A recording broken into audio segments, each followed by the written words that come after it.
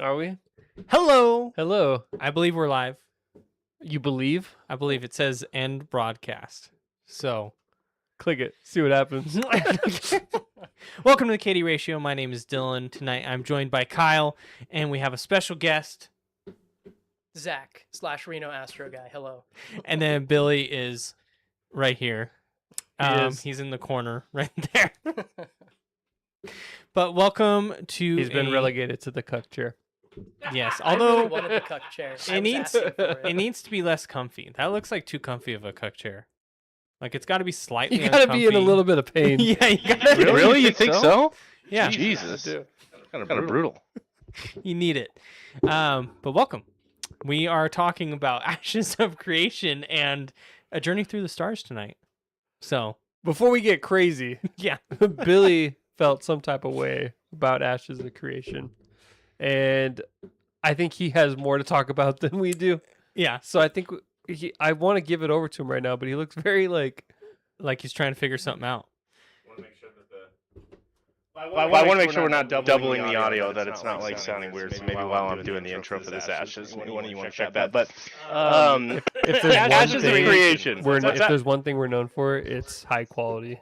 Production. content. Well, I'm the producer, and I take a certain pride in it. Okay, so Ashes of Creation. I don't know. You've probably heard me talk about it a little bit, but the how is it doing? Is it okay?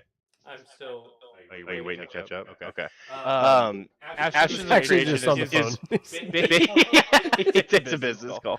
Ashes of Creation is like a total meme game. And I knew that going into it, and that's not really why I'm bummed out about it, because basically, is it bad? It's super echoey. That's too much. Here we go. We'll do this. I'll steal your mic for a second. Ignore the last like a minute and a half. Yeah, that was probably nonsense. It it was bad, but you know what? I'm still proud of you for putting in all the effort to make this work. Yes, thank you. And You know, funnily enough, I just unplugged my camera because I don't care. So you can kill that on the stream. Okay. What is happening? we're just powering through. We're just following. Yeah. We're just powering through. He killed the camera. Well, this is what happens when you jump to my headline topic. When the audio is the hardest fucking thing. I call him out like 12 times. But Billy, tie it off here. Fucking. But whatever. Here, I can scoot over, and Billy, you can scoot in. That way, we're not having just like voiceless audio. We're just staring at the camera. We got enough room on the round. All right. Or like body it circle. gets silly with Whoa. with handing this back and forth. But anyway, Ashes of Creation. We've made it, boys. So I talked about it a little bit. Like I knew kind of going into it that it's kind of like a meme game. So I kind of categorize it as like Star Citizen, right? Where we basically have a bunch of people that have kickstarted a game and funded it and put a bunch of money into it, and the rug gets pulled out from everybody because they close up shop. And this is kind of the story of the MMO market for the last 10 years probably. But I'm a little disappointed in this one because Steam launched this game in their like alpha program. So usually they have pretty strict rules around their alpha access games. They require the developers to produce regular updates. They have to have a very clear and maintained roadmap. So it's supposed to like incentivize you as a buyer to be more trusting of these like alpha based games, right? Or these early access games, not even alpha, just beta, whatever. And so I personally am not really looking for a refund on this game because I got 50 hours of gameplay and I only spent 40. But the game launched like I think it was December 18th or 11th or something like that on Steam, and it's already shut off in February. Like so what's the January reason? 31st. What's that? Did it just not? Funding. No, it probably sold 100,000 copies on Steam. They raised a bunch of money and then they closed the studio. That's yes, and that's So it's straight up just really scummy to me. Yeah. And I think Steam has to step in here because to me that's like straight up fraudulent. For them to go out and like sell something and only provide it for like a little bit. So that to me is like wild. But Was it supposed to be a live service? It was well, it's an alpha game and it's an MMO, so it's supposed to be a live service model for like years. And what's really sad to me about this is the most anticipated MMO in the last 8 years, 5 years. I mean, this Ashes of Creation has been in development for over 10 years. And the developer himself has put millions of his own money into the game, and he's like tried to support it. But I came on board late because I just smelled scam miles out. And so I said, I'm not going to fuck around with that game. But excuse us as we engineer a new solution here. But it's kind of mind-boggling to me because I trusted this game because it went on Steam. I wasn't about to be like a Kickstarter guy. Like, I don't do Kickstarting stuff. But what's fucking... Let me just set the stage for, like, these kinds of games. This is... Are you familiar with Star Citizen at all? I I'm trying so hard to be serious. I'm sorry. We're getting there. Hold on. That was to move it 3 inches. That's Get really at least impressive. a little more. Like, Jesus Christ. Oh, hey, you don't even have the Steam selected, so the chat won't come up. wow. You're pathetic. pretty much. So you're familiar with Star Citizen, right? Yes. Are you? Yeah. Okay. So basically a game perpetually in beta that's probably never going to actually release. This is where it gets a little... You know what? Actually, this is where it gets sad from an outsider's perspective, but I've kind of had a nuanced opinion change. I know we had the debate about like what's the difference between a scam and an alpha. Yeah. I kind of defended this game as being not a scam because they were hosting servers and they had like a playable base game. But the fact that they did this and then shut it off like in 2 months, that's to me falls immediately into the scam category. But let me set the stage with how I kind of understand the mindset of people who kickstart fund these games, because I kind of fell into a community that jumped into this game from a player standpoint. It's got to be tight enough. It is. Okay, like 8 minutes of This is the- jerking off Like here. the clunkiest So- transition. And no, we could not have done this before we started Yeah. streaming. There's no way. So glad we started with Ashes, but so I kind of understand the mindset of supporting these games because I fell into this community of players who, when it came out on Steam, like they started a new server, so it was like a fresh start. So it was almost like a fresh MMO. It felt like, and there was enough content. The game did suck, and I was very clear about it, kind of sucking. But the systems and the vision was enough for me to be like, okay, I can see where this is going. I regularly came across people who had kickstarted this thing 10 years ago and have spent over $3,000 supporting this game. I've met people who bought this one's blows my mind, and I don't really understand it. I met people who bought gold for the through like a third party exchange place to then like have like gold on the server that regularly is going to get wiped like every 3 months. They just do like regular server wipes to keep things fresh and keep you testing and stuff. And I at first I was like, what the hell is going on? Like, why are people spending? I mean, this dude spent like $1,000 on gold just to buy like in-game currency, not through the cash shop, Jeez. through like a third-party service, and for like a game that gets regularly wiped. And I'm like, what the fuck? That's so weird. So I kind of learned about the mindset, and it's kind of like a sad story because we had that emergency meeting. So like it's the community is called like the Enclave, and there's hundreds of members as a part of that, and they kind of go from game to game as like a community as they sort of get bored of games and go different things. And I think their next game that they're talking about is like Aeon 2 or some shit. Like they came from Star Citizen, so they've been playing together since like '95 or something. Like this is a very old community, and hearing them talk really shaped my perspective because it was not like this sad person that you attribute as, oh, what an idiot who spent $3,000 on a game that's never going to come out. They actually see it as participating in a little bit of a passion project. to like support their own game.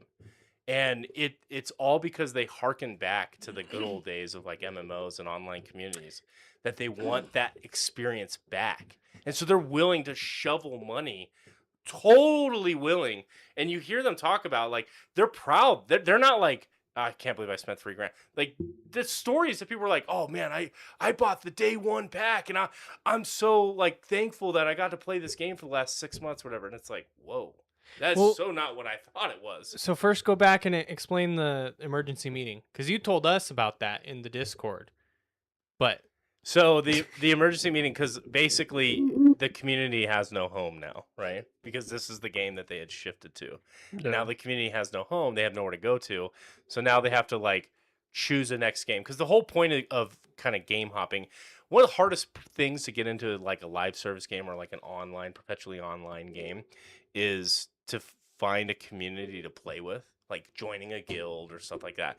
And so when you go into it with a group of players that you've been kind of like, you don't even have to be talking to these guys every day or whatever, but you're just part of this community, to be like a part of that 50-man surge, like if let's say 50 people play it, feels good because now you're progressing together. Now you're trading with each other and finding tools and learning about the game and creating different helpful tips and things like that. It kind of feels like you just joined a game at launch because you're kind of with this larger community. And so I kind of get why. And so that's why they had that emergency meeting, because they were like, basically what they said was, we don't know what game we're going to go to next. And we're going to have to figure it out, because the whole pipeline of games right now for like MMOs, it doesn't exist. Like the genre's dead. Like this was the last heartbeat of the genre, and it's one of those games that's like probably was going to be a scam, and they knew it and they were willing to support it because it was like their last hope. And now like there is no hope. Like the MMO community is like, it's done. well, I kind of, when I was reading up on Ashes of Creation, I saw that somebody was attributing this, like the MMO struggle of like why there aren't any, is because there's two that dominate the field, Final Fantasy and World of Warcraft. Yeah, I would probably argue more RuneScape, but Final Fantasies, there's really 5. There's like 4 or 5, and it's old school RuneScape, it's Guild Wars 2, it's World of Warcraft, and it's yeah, what did I say? Final Fantasy? Yeah. Yeah. So there's like really 5 in that genre that Albion Online, like that dominate, and the rest of them not. And why?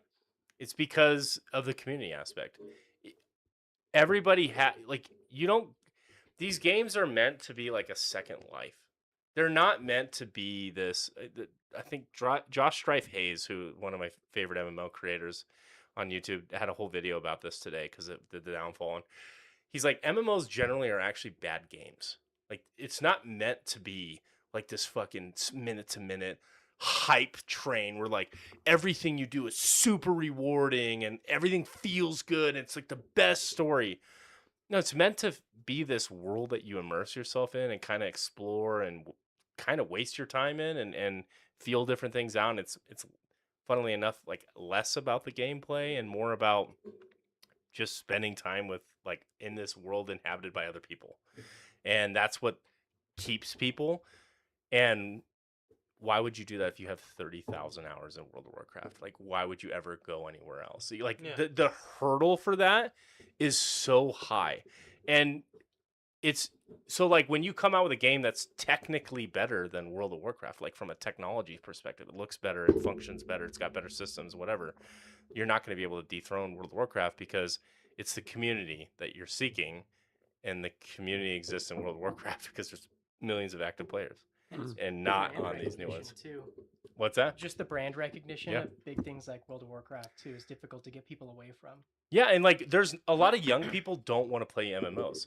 So what, like in this meeting, I'm telling you, like most of these people are probably almost 50.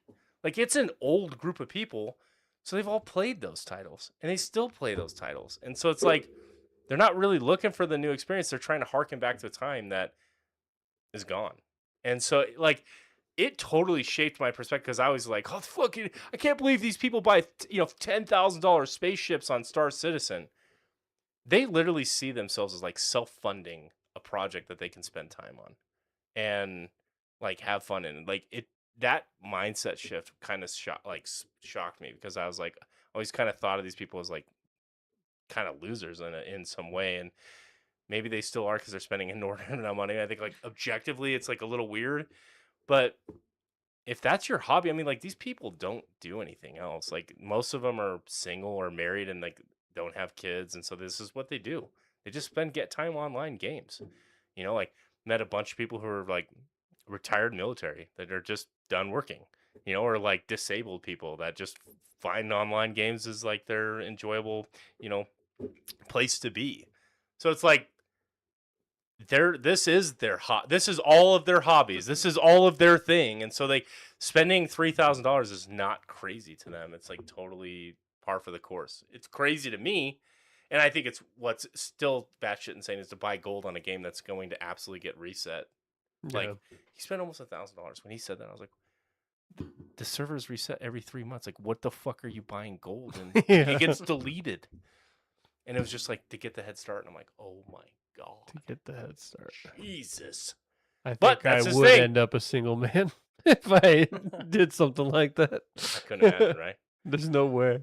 So anyway, I had a little bit of a mind shift change on that, and I'm really sad. Mind shit. Yeah, mind shit. Been It there. is. I'm really sad because like we've all known MMOs are dying, but I think this. I will say this. I play with chords. I've noticed. Usually it's mine. The next MMO, if there ever is one, cannot be developed in America. It's going to have to be developed in Poland or some of these other labor markets that are just cheaper, because California is just too. When you see the cost of these MMO projects being hundreds of millions of dollars in a decade of development time. Yeah. How premeditated, work. on a different note, how premeditated do you think this shutdown was? Like, do you think it's full blown like scam? Do you have any faith that it was ever? What was the reasoning for the shutdown, if there was one? The story he said, just from my brief research, the CEO Steven Yeah. mentioned that there was a falling out with executive leadership of the company, and he resigned, and then everything, that was the reason? everything fell Hooded apart. dude, what's up, man? Seats have changed. Just for tonight, we got a guest on. Hello. Reno Astro guy. You might have seen him in the Unwatchable.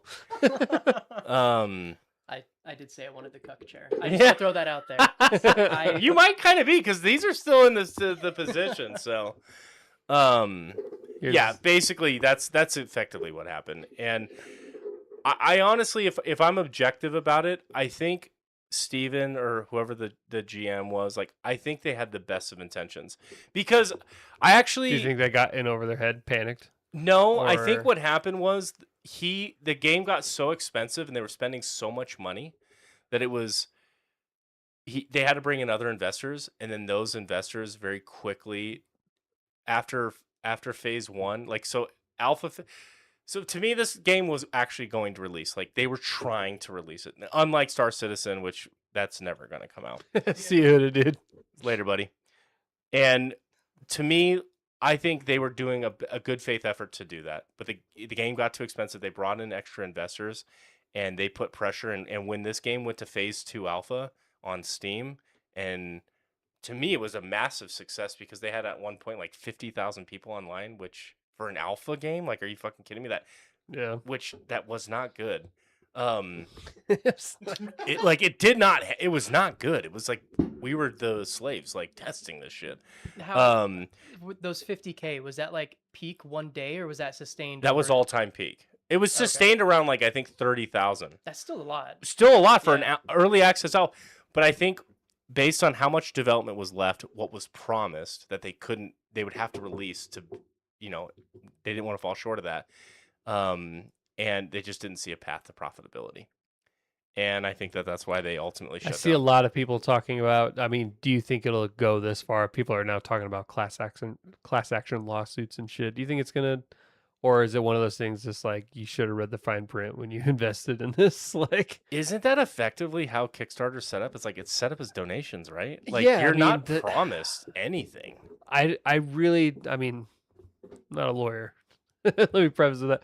But I think if you donate through like a Kickstarter, unless they make certain claims, you really don't have any claim to that money. Yeah. after it's been donated. But it's more about then it's not like a money thing. It's more about like a false advertising thing where like you're misrepresenting what your goal was.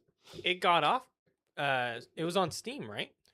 And so that's why I think a little bit of this responsibility falls on Steam, because they have strict guidelines. And from what I've heard, they hadn't released payment of any of the bot purchases from Steam to Intrepid Studios. So they still have all the money. I think they're going to have to come out with it. I think they're behind the scenes figuring out what they want to do, because Steam wants to help developers. Steam is a database of users, right? Like that's 30 million, 40 million gamers use Steam every single day. And like it's a huge platform. Steam wants to link developers and gamers up together so that they can test games, and that's where you're seeing like all these indie games. Like people want to play and help. Like they if they are excited about the vision of your project and they want to get in there and help, but they have to have very explicit guidelines of doing so. And if you're going to put money into a game, I think there needs to be some kind of, I don't think they can launch a title of this size and then a month and a week later shut it completely down after selling probably 100,000 plus copies. That to me is like scammy as fuck. And this is where kind of the conversation might go to like a stop killing games kind of thing. But anyway, we could stop talking about Ashes of Creation. I just thought it was really, I was kind of a defender of what they were doing. Yeah. But when they just decided to do this like if they just ran the servers and kind of said, hey, we're done with developing, maybe I'd feel a little bit better. But like it's off. Yeah. Like, we're done. You kind of mentioned it with early access on Steam, that there's like strict guidelines from the Steam portion, and you might know more than me. Is there continuous monitoring to make sure that they're meeting whatever roadmap they have, or Yeah. is it just kind of like, here, sign this and then be done with it? So it's an explicit program. Like first off, you have to claim your game as an early access game, and with that, you get like a ton of warnings as a purchaser of the game. Like this is an early access. You might not be promised features that they may never be able to deliver on. Blah blah blah. And then within that, they hold the developers to accountability of like you have to update your game periodically. Otherwise, we are going to explicitly warn people, hey, they're selling you a load of shit. This game has not been updated since blah, blah, blah. So they're just providing that transparency to the user to say, like, it has not been updated in X amount of months or years or whatever. And then you have to, as a studio, provide an explicit roadmap in which you are tracking whether or not you hit those goals. I don't think like they're going to hold you one for one. Like you didn't deploy 8 servers and you said you're going to do 10, or like, I don't think it's that crazy, but it's like, do you have a plan to releasing this game and just holding them accountable from that perspective? And so far the program has been heralded as a success. Like when this came out, I think I talked about it on the podcast. I was really excited about this because there was set standards now, because this is kind of like the Wild West. If people want to take a risk on a game and because they like the vision, like some people like that, be the first on the ground kind of thing. Like let them do that. Just warn them and provide a safe haven for them. And I think in what they're trying to protect, what that program to me was designed to protect, is exactly what happened, which is they sell a crock of shit.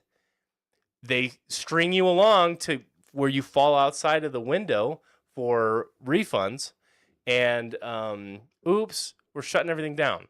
That to me is literally what this plan was designed to protect against, and it happened. And it happened on one of the biggest sort of in development titles there is. It's not like some one-off indie game or something. I mean, we're talking probably 100,000 copies here. So what's funny is they noticed like adjustment to the staffing on January 21st. They had mentioned that there's been layoffs or whatever. Yeah, there's been layoffs effective only like 9 people out of the 250 man crew. And he like posted this big long thing about the game is not dead. We're more in it now than ever. And on the 30th is when it shut down. So literally like 9 days between saying we will not give up because we've had some layoffs to it's over. It's just unfortunate. And to their credit, I mean, they did developer live streams every single month. They were pumping out updates. They were trying their best. But I think the rubber had Perfect to meet the scam. road. Money was dried up, and they said there's no path to profitability. I think Steven, I don't think wanted to release it on Steam because I think he knew what they were up to, and then they forced his hand, released on Steam, sold. I mean, we're talking 100,000 copies for $40 each. No, a lot of That's money. a lot. That's a shitload of money. That's $4 million, folks. Kyle, was that the same post where he also said like, "We're fully funded by myself"? Yeah, I read it in like was the for years. Sparks Notes version. So this guy had pumped like 30+ million into this game. Where did he? I mean, Um, what did he do? Where's this guy? I think he had never made a game before, so that's part of the red flags of all of this. But he had played these games. It's a pretty He'd be big like- red flag. He'd be like you and I. It was like, well, let's make a game. Let's make the hardest game there ever Yeah. is, an MMO. You know right? what? We laugh about that. We're laughing about that right now. But We're I like, love that, right? that's exactly what the developers did for Expedition 33. Yeah. Yeah. They literally, that was their first thing, and they made that. So like, when it works, we think that's inspiring. When it doesn't, it's like, no shit, it Yeah. failed. You know, like, Well, and I'm at the point now. I'm a firm believer that you cannot create a game of scale in California anymore. You have to go and seek out like CD Projekt Red being in Poland. The economics are just completely different for building a game. It like order of magnitudes cheaper. Steven Sheriff, I think his name's. He's heavily promoting that he resigned in protest as the board takeover is like super negative, and they're gonna do massless. Like he's sort of like trying to distance himself. He's trying to from, save his credibility. yeah, his reputation. I think there's going to be some bullshit. There's going to be a lot of shit that spins out from this because there's millions of dollars tied to this. I think he might go and try and join another studio and do something or like bring the IP, and it's like it's just done. They failed to the software 101, which is scope creep.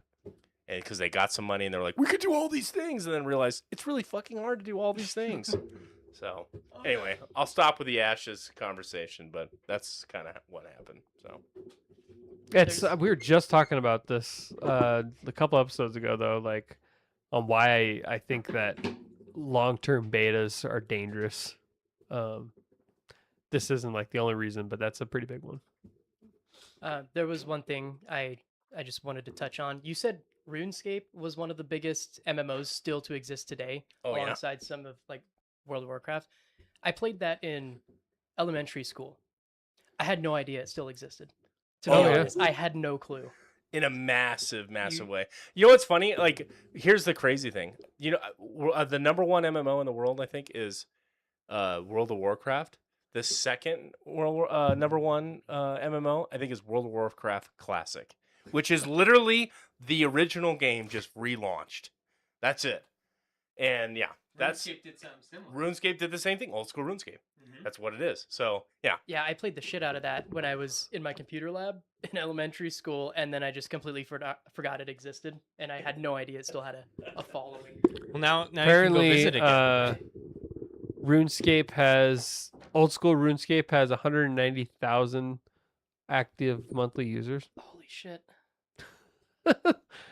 and 90,000 for RuneScape, not RuneScape Classic. That is crazy. I knew that it was big, but I didn't know that people. I played it too, but I'm talking. I was 10. Yeah, When I was in ma- elementary school. When I Yeah, played it. like That and Habbo Hotel, I think, like Club Penguin, all those rounds of games. I played all those together. I remember playing Flash games, like addictinggames.com. I played that. Yeah, there was math one called games. Coffee Break Arcade. And I'm pretty sure they all installed viruses on my parents' computers. See? Oh shit. What was that? I think you're good. Okay. You think, or do you know? Yeah, Let's you- not lie to him. You are good. That's not okay. Cool.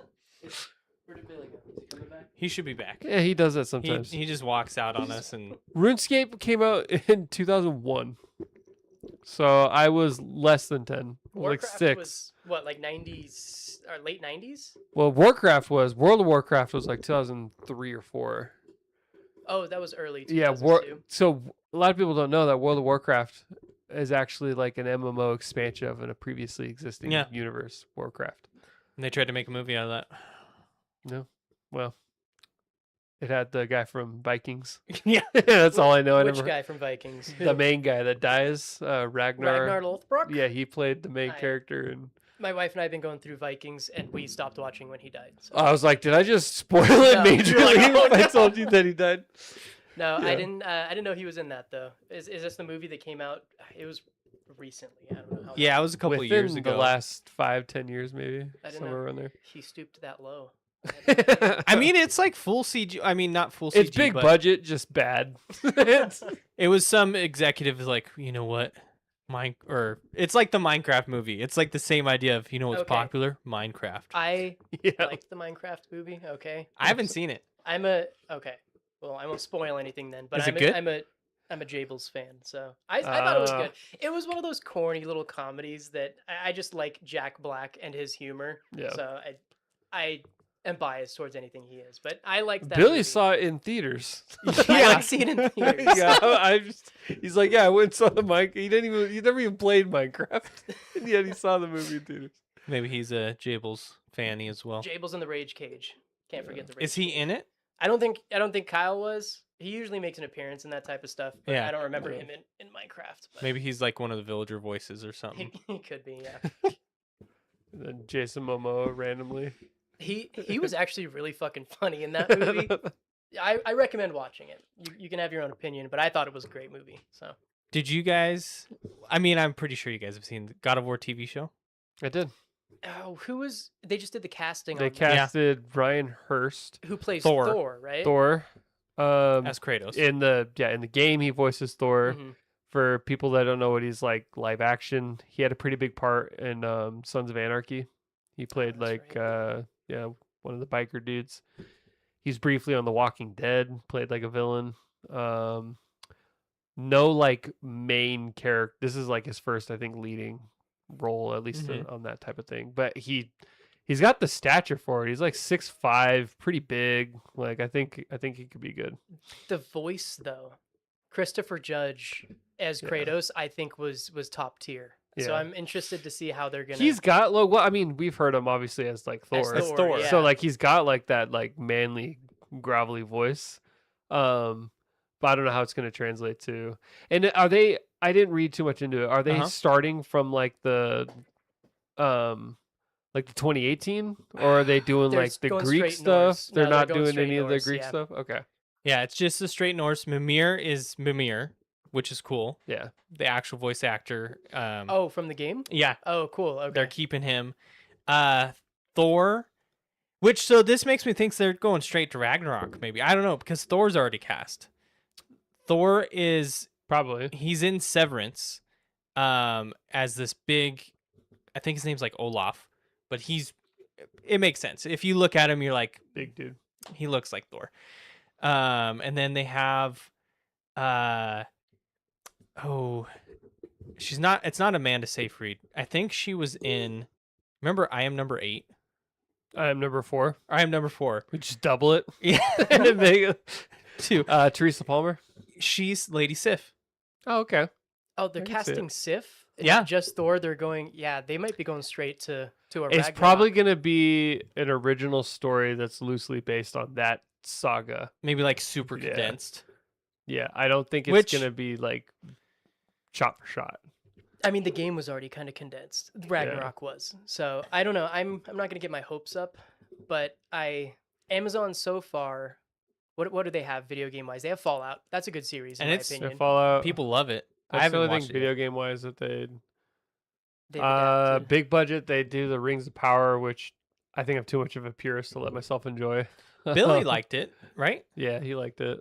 But then they had like War of the Worlds. So Yeah. Ooh. Yeah. so I 6, don't 7. know. Sorry, shit. Sorry, I didn't mean it. They had that.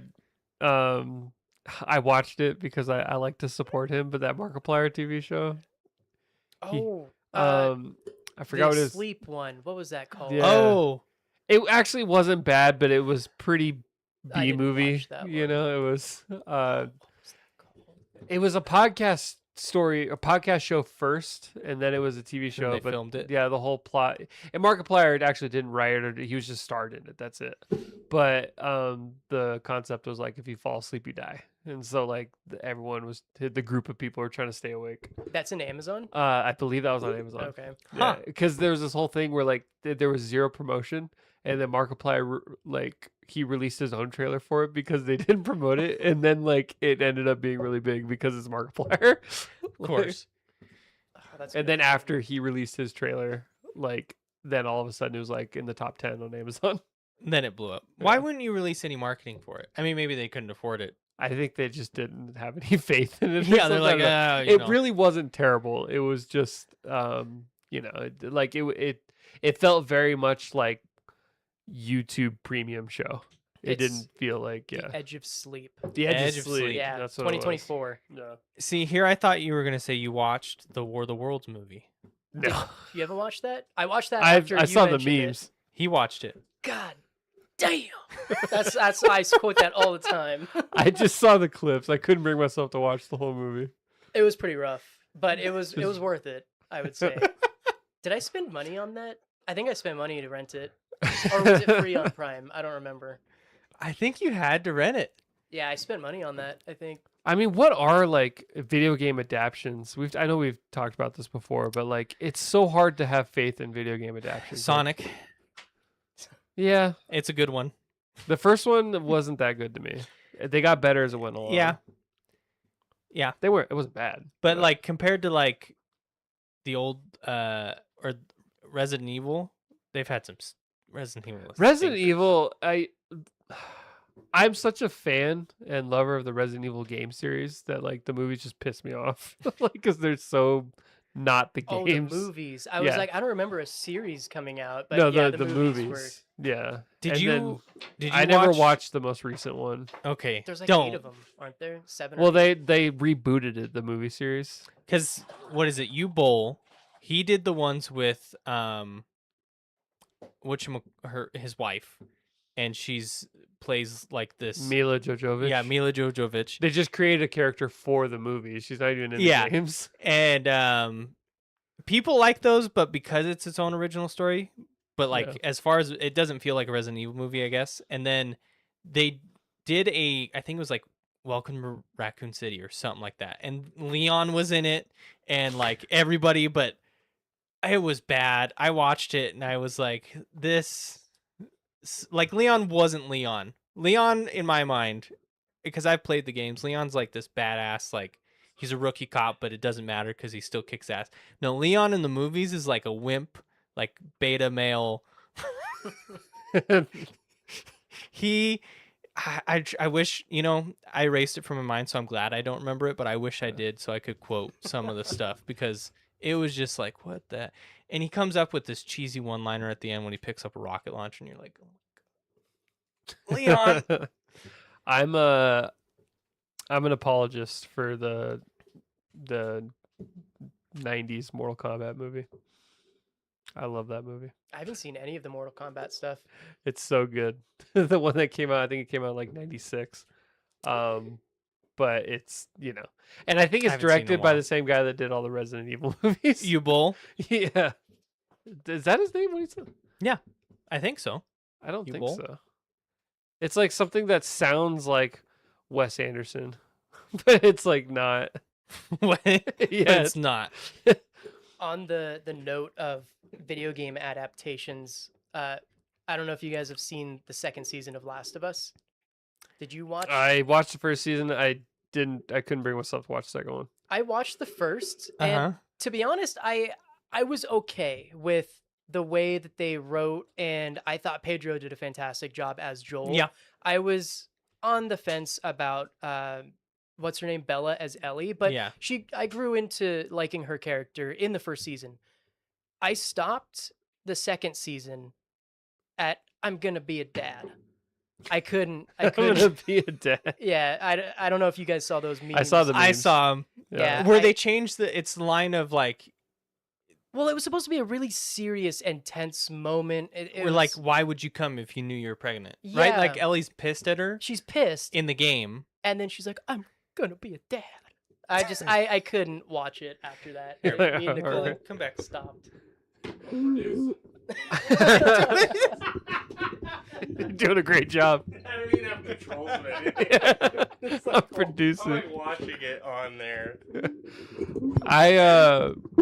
My thing is I finally brought myself to force myself to play the second game after it had been out for a while.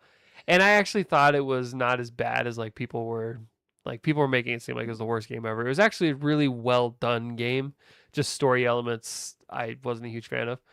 But the second season of the show just didn't look that enticing to me. I feel like Last of Us, for me, season 1 of the show and the first game are just kind of contained. they're just perfect the way they are. There doesn't need to be any more. And that works for both the show and the game. I think that's all it needs. You don't need to expand that into some big universe. And also at that time, I was having major Pedro Pascal fatigue because he was just in everything, and I was just over him at that point. I think too the show may have done itself a disservice, although we liked it in that it didn't leave a bunch of cliffhangers or things hung out to go into season 2. Because they could have very easily did that and drawn a lot greater audience, but they stayed true to the first game, which, like Kyle said, it's a self-contained story in my opinion, and didn't need to go on. And I didn't ever play the second game because I just never was interested in the second game. So, but it was I liked the show season 1. No. On the note of the second game, you were touching on it. I don't think it deserved as much hate as it got. Mhm. I understand why. Yeah. For some points of views. I mean, they took some pretty controversial story elements, but overall, it was a well-produced, in my opinion, well-written game. Yeah. You could tell the creators, they wanted to expand on the universe, and they were there doing justice, in my opinion, to the story. Yeah. But the I don't know, second season of the show, it strayed so far from what the game was that it just lost my attention almost immediately. I tried to give it It's a too chance. bad because the first season was very faithful to It the was, yeah. Yeah. But Yeah. the second season, I couldn't. Wasn't do it. the first episode a 1-for-1? Pretty close. It was of how the game transpired. Yeah.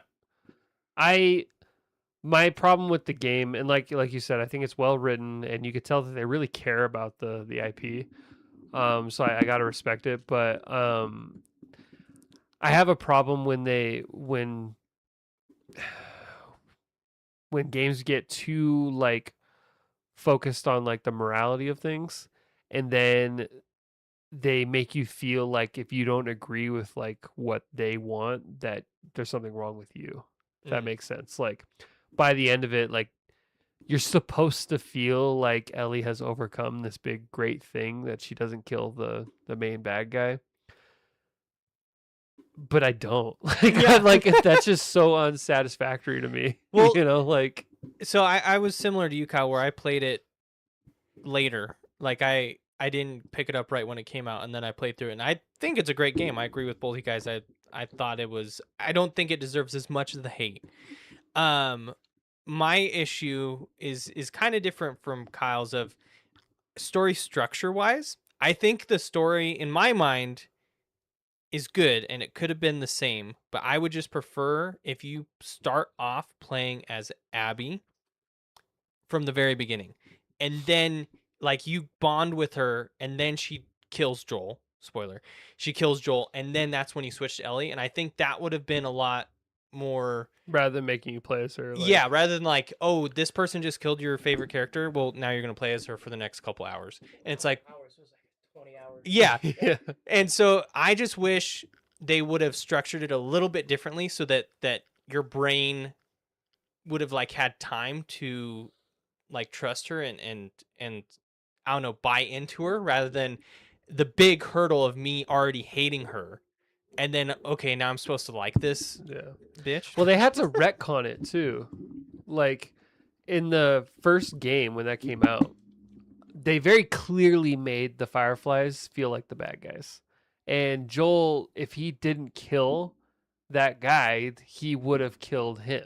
There wasn't and they retconned it into making it seem like Joel went on this tear and destroyed, this families and lives and women and children. And it really wasn't like that. And in the show, they fixed it, and they made it seem like they really showcased like what he did was not maybe through the eyes of everyone like a good thing, but that's not how they presented it originally in the game. They didn't present it like that. So when the second game came out, and they're like, "Oh, this girl had a family," or that it didn't land as much because you never got the feeling in the first game that you were doing the wrong thing. Like when you're playing it, it felt like you were doing the right thing. Had they have in the first game, I don't think they even had this vision for what they're going to do. But in the first game, if they put more of an emphasis on like maybe that wasn't the best thing to do, like if they made you feel like you were doing something wrong, um, I would have bought into it more in the second game when they presented it like that. Well, there was something that you said, Dylan, where you would have preferred it if it was flipped and you played as Abby first, got a chance to like connect with her, understand, and then. But it was a conscious decision for them to do it like that. They wanted people to be pissed off and learn and grow to like Abby. I don't know if I agree with it either, but I remember watching an interview or something with I think it was with Druckmann that was a very conscious decision that they did that for. But yeah, I just again moving back to the series, it was just strayed way too much from the game in my opinion. But that's just us game fanboys talking. I'm sure there's a lot of us. So. And I think that Abby was way too swole for the apocalypse. I'm like, dude, how did this girl get so ripped? Like she's supposed not to be in the show. Not in the show. Yeah, not in the show, but in the game, I was like, dude, she's supposed to be starving. How is she like, 215 pounds of muscle? Like, so we were talking about game adaptations, and because they're making a God of War show, and you're the only one that's watched Rings of Power. I believe did you watch, Zach? I don't know what that is. No, okay, it's an Amazon show. So Amazon's producing the God of War game or movie. What Amazon's producing it? Amazon is. Oh, have fun. So you don't have faith in them? After watching like Rings of Power? I love Rings of Power. Like, okay, maybe love might be a little much, but I really enjoy it. Like, I have a very good time watching it. There's so much. I just love that universe, and I think they're playing with it in their own way. And yeah, is the writing as strong as Tolkien? No, but you know what? Like, I went back and watched the Hobbit recently, and yeah, the writing isn't as good as the Lord of the Rings trilogy, but it's still in that same universe. It's still that world. It's so much fun, and you can get like so nitpicky about this. I feel like you as a God of War lover, you're probably gonna go into it, and there's gonna be things that you're just like, oh. I don't like his voice. Oh, why did he have to do that? Oh, I don't have the. Oh, the animations of that kill didn't have the same weight as it did in the game, and there's gonna be these things that you just tear it apart. If you just can go in there and say like, I'm going to watch a God of War movie and just take it for what it is, I think you'll enjoy it. But if you try to like sit there and just compare it, like even this conversation, I think this is where these things go to die. Well, in the game, it was this way. In the movie, it was this way. In reality, it's like, okay, Last of Us was designed to recreate that, right? World of Warcraft had their movie Warcraft, which, as a guy who's never really played World of Warcraft, I really thought was fucking awesome. We were just talking about how bad it was. Oh, I liked Warcraft. Were you really? Yeah, I saw it once. The public reception was poor. As a non-Warcraft fan, I thought it was good. I saw it when I was a lot younger, but I remember watching it and thinking, like, this is sick. Like, the animations, the politics of it all. I thought it was good. But, again, if you're sitting there and you've spent 10,000 hours in Warcraft, any lore strafing, and you're going to be upset. Yeah. So I think, like, Rings of Power for me works because it's not really going off of anything that I've read from Tolkien. It's not in any of the books that he wrote. It's more this. It's not even the Silmarillion. It's kind of like their own little thing they're playing with, and I like it. And it's set in that universe that I love, and I know I'm familiar with all the different races and life and stuff like that. So the reason you like it is the reason most people hate it. That's kind of funny. Because it's its own thing and it strays from the lore, the establishment. Like it's its own story. Well, those people who say that it strays from the lore can go fuck themselves, because I'm pretty sure this age that they're writing on has like 3 cliff notes scratched in Yeah. the side of a fucking The paper. main thing is the timeline just doesn't add up. It definitely doesn't. That's what they're upset about. But like, as far as what happens during that age, there's not really. I mean, But my favorite thing is those people still tune in, don't they? They still fucking watch because they love that universe. So I have been thinking about. I haven't seen a single episode, but I am kind of interested. Just because I'm starving for some kind of good epic fantasy that I. It's been a while. check it out. Yeah. The visuals in it are incredible. I recently watched an hour and a half video of all the cutscenes from Lego Lord of the Rings. I watched the whole thing.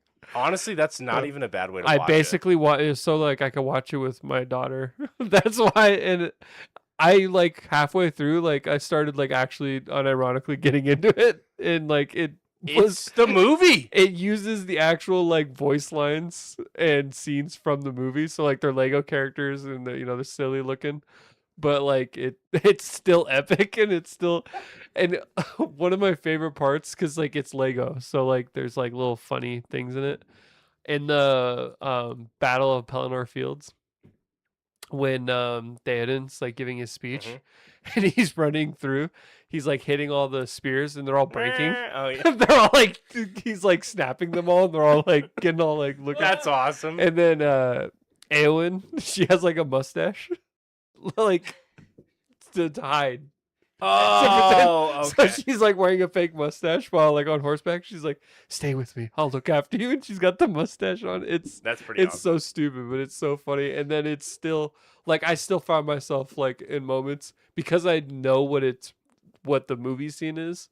I like watch it, and there's like moments where I was like getting choked up. I was like, dude, because it's all the voice lines, so you're yeah, still it's the right same there. voice line, so. I watched maybe 5-10 minutes of it, and I was shocked at how thorough it felt, even though it was totally parsed down. Yeah, but it was done well. It's cute. People have so much time on their hands to do because it wasn't Lego that put that on, right? That was from the game, I think. I never played it. I think that was all the cutscenes from the game. That is all three movies. In Yeah, I think one they Lego pulled those game. out Yeah. of the game. Okay, I thought it was Yeah. like some dude that just animated that. Okay. No, I think I thought that maybe I might have said that because that's what I thought at first, and then I realized That's amazing. yeah. Regardless, so yeah, still cool. yeah. Somebody edited that. Yeah. Somebody took the time to pull each cutscene out. So, Somebody. Journey Through the Stars. No Yeah, why are pressure. you here? Lead us off. No, I'm sorry. no pressure. No, yeah. Why don't you? What was the project that you just concluded? You were kind of talking to us about it. Like you were collecting some data for some time. Yeah, so I've moved kind of my process in capturing data. I don't. It was about a year ago. I was here with you guys, right? I think we about- said last May. Like so May, I think, 8 or yeah. 9 months Okay. ago. At that time, I didn't have my system fully automated, so my data capture was a little limited. Now, everything is fully automated. I can control it from here if I wanted to, and I can capture data all night. So I'll spend like 20, 30, 40 hours just capturing data over like a week or two whenever skies allow. But with my most recent project, I did what was it? The Cone and the Foxfur Nebula, which is a prominent object here in winter. I haven't processed the data. I've gotten to a point now where You're just collecting it and I'm hoping collecting, to. yeah, and I'm collecting. Yeah, data I- hoarding. I love it. I have all the data that I've ever accumulated ever for the last Of few course. years, but I'm at the point Wouldn't now expect where anything else. I can go and process as I feel fit. So it's a vastly different skill sets to capture your data and then to process your data. And sometimes I'm just not in the mood to process the data. I'll capture everything that I want to. If I say it's good on a project, like generally 20 hours or so, I'll be like, all right, next one. And then I just kind of sit on things for a little bit. I've been focusing a lot more on doing kind of like shorts, TikToks type things. I spoke on public education or like kind of public outreach last time too. And And I've been making this one video, and I'm trying to spend time instead of just cranking out these shorts like I used to do, and just like, all right, let's get 2 or 3 out a week at least. I'm trying to spend time to like focus on the educational part of it. So like, yeah, these are pretty cool pictures of space, but What what are we script are looking you at? gonna write? Yeah, Yeah. to support that. Yeah. Yeah, and like I want to focus on here's the Crescent Nebula. What is that? What is the Crescent Nebula? Why does it look that way? Why does it have those two bow shocks? What creates that nebula? So I'm really focusing on going back to some of my photos and like doing that type of education type thing. Um, Are there communities online? Like, so you said they're vastly different skill sets. Like, are there communities online where you have the capture side, which is like the people with the hardware and the skill set to be able to like capture it, point at the right thing, and have valid data? And then is there a group of people online that can be like your processors that maybe don't have access to the hardware to be able to do that, but then can parse it all down and sort it and kind of clean it up? Or is that the hobby of being able to play both sides of the coin? it it actually it's both. So there are people who like to go online, like on Reddit, for example. There's a Ask Astrophotography subreddit where people are like, "Hey, here's my photo. I don't like how it came out. Can you guys help me or figure out what I did, wrong processing it?" So there are subsets of people. They are still like capturing their own data and doing this, right? They're just helping out the community. They're not exclusively like I'm only do data processing or I only do data acquisition. But there are definitely groups of people who try to help others with processing. So, like, for example, I have a friend here in Reno, actually, he found me on my YouTube.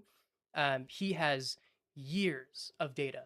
He has 3 telescopes in his backyard at all times, just shooting every Oh my opportunity he God. can get. Dude, Yeah. best friend material right there. Go link up with him. So But he never processes it. Huh? well, the challenging thing is that processing is hard. So data acquisition is comparatively a lot easier, even though like again, it's two different skill sets. Are you good with your hands? Are you good with kind of like mechanical work? And are you good with understanding software? They typically fall into two separate categories, right? You're either really good at one or the other, and it's difficult to kind of combine those two, which is where I kind of feel like I can help some other people, which is why I want to help online, right? Right. My buddy that I was just talking about, who has those 3 telescopes, I have been meaning to get with him and help him process all of this data. He has years of data that he just sits on. And that's what a lot of astrophotographers do. They find the fun in the challenge of getting the data. I personally like understanding what I'm looking at after processing it, but that's taken years, and I'm still like I consider myself very Rudimentary in it. early on in that skill set. But yeah, it's generally people struggle with one or the other. If one is really good at processing, most of the time they might not have good data to work with. So they focus on the processing because they milk everything they can out of arguably subpar data. Is there a product to be had in this space where, no pun intended, I guess, but where you could But effectively you're parsing down data and you're trying processing and please correct me if I'm wrong because I'm trying to understand this, is you're filtering out like the good images from the bad images, right? And trying to overlay them and to be able to I guess maybe they come lined up. That's the whole hardware side of it. But you're trying to say like, oh, this was partially blurry because maybe relative humidity was high that night, or there was a cloud in the way, or maybe there was too much light refraction going on, or whatever. Like, and you're trying to parse out that. So my question kind of is there a product to be had where AI can have a model where it's like, hey, I'm trying to image this thing, and maybe it doesn't matter what that thing is, but it can take your data, parse it down, and be like, okay, these are the things that are the most different, and here's the things that are the most the same, and now here's your image, and you kind of so you don't have to have this like extreme skill set of software understanding to be able to parse that data down. So the parsing itself isn't the challenging part when it comes to data processing, but there are tools, not necessarily AI, but there are a few AI tools that I'll touch on in a little bit about not data parsing. But anyway, I use a specific program called PixInsight. And there are various different astrophotography processing programs. Some are free, some are paid. PixInsight is the industry standard, if you want to call it that, for a lot of amateur astrophotographers. But there are multiple tools where you can go in and be like, all right, I have 300 subs of this one target. And it runs it through its algorithm, and then you can get tons and tons of metrics on it, like the relative read noise. You can get the size star, or the size of the stars, essentially, like how big is it, how blurry it might be. There's a lot of metrics that go into it, and then from there, it's up to you to decide what your threshold is. Got it. So, like, are you okay with having a little bit of star trails, or do you not? Do you want it to be clean and crisp? And I'm very particular about my data. Well, because you have what the reality is, to capture it, you just wait another couple days, right, to get some more imaging. Yeah. Yeah, at this point, it doesn't really matter. But there are a lot of people who are in the boat where they don't have that opportunity. So they try to use as much data as they possibly can. So their standards might fluctuate. But the processing itself and what's so challenging about it is not the initial stack. And that's what that like alignment is. Like, here's your data, you stack it, and that is essentially a pixel average across however many subs you take. So like, if you have a tiny amount of signal, regardless of how small it might be, the more subs you It's have, amplified. the more, yeah, it's amplified. The more the program knows, like, this is signal versus this is noise. That's not the challenging part. The challenging part is after that. So there are a series of steps that you have to take, because now you have a fully stacked image, but there's still a ton of noise. There's a ton of light pollution. There's a lot of things that you need to do. It's a linear image, so it's basically just black. You have a black image and you can see like a handful of stars, right? And that's because the way that the camera sensor captures the data, so little data actually, the histogram is skewed all the way to the left side. So you have this tiny little pinprick of data and then nothing. So it's just black. Yeah.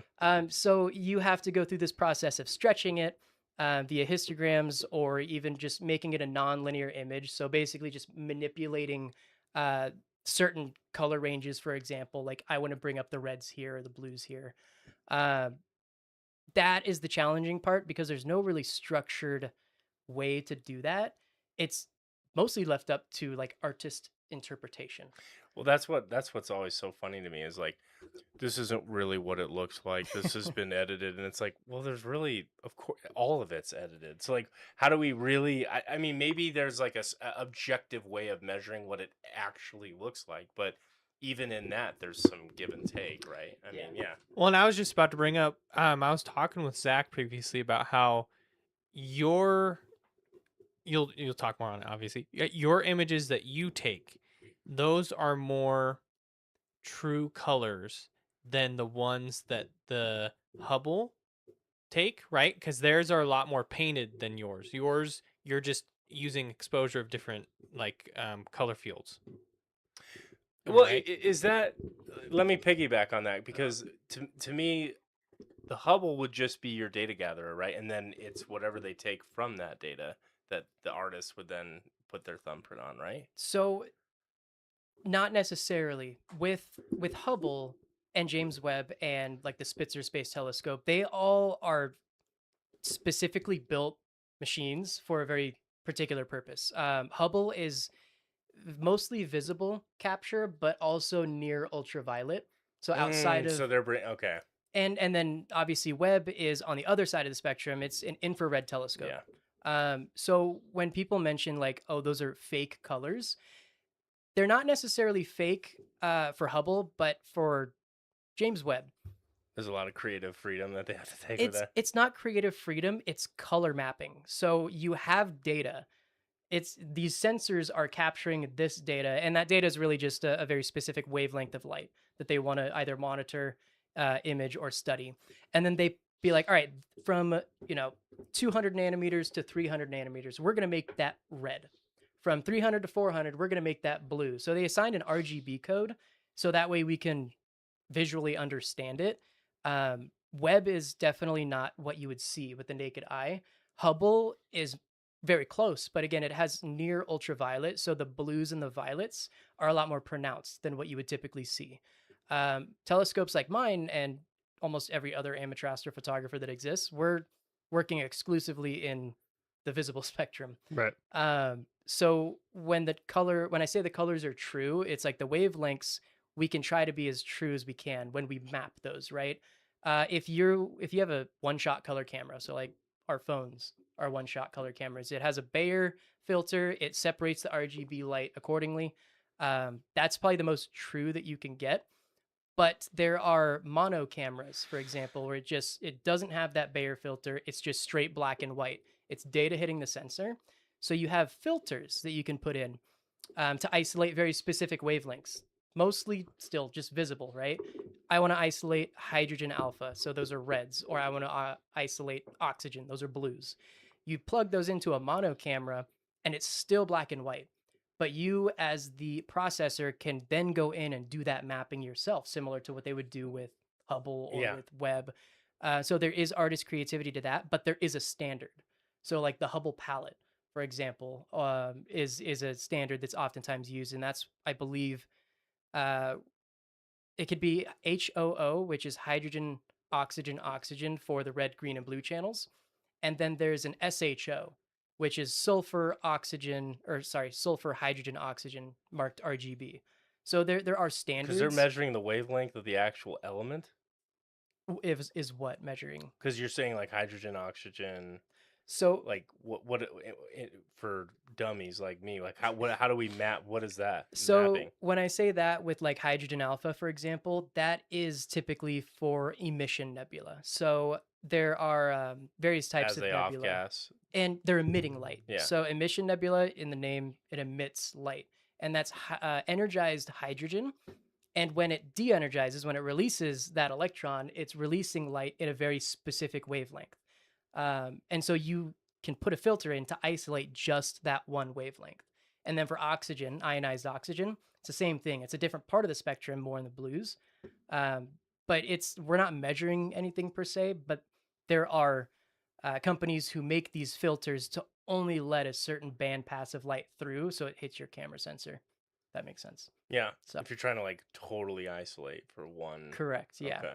The and shots that's you get are incredible, though. I was like perusing through your content a while ago, but then also I was looking through it recently, and you have that video that it's kind of that snarky little video. I like it though, where you compare your images to NASA's images. yeah, that's a big trend right now. But to a layman, yours look way better, and so I'm like, what's like how long does it take to like compile something like that to get those types of like how long, like how much work would like one of those be? It vastly differs. The image acquisition, maybe a week, depending on if I have good nights. The Yeah. processing can take maybe a few hours if I'm really like in the groove Dedicated. and Yeah. feeling it. If you're ready. If I'm in the You're like- zone. But Time oftentimes to map my colors. oftentimes it's a few days that I'm usually working, and it's very small minor changes up to a point. Like I'll get the vast majority of that work done in those first few hours, and then I'm what they call a pixel peeper. So I like really zoom in, and I'm like, I don't like the way this looks, and so I can adjust that very small specific part. And It's like your cape clipping, to your character. You can't have it. You gotta get your pixels all set up. Yeah. but it just varies Yeah. the length of time that it goes into it, and what you spoke on too about like the difference between like NASA and not just my images, but a lot of other people who Right. followed that trend too. Different fields of view matter. Mhm. So like in images like mine, where I can capture the full Orion and Running Man Nebula, which is basically just two right next to each other, it's a really cool field of view to get. Hubble, for example, that again is a purpose-built machine, and although it can't get the full field of view, at least in one shot, Right.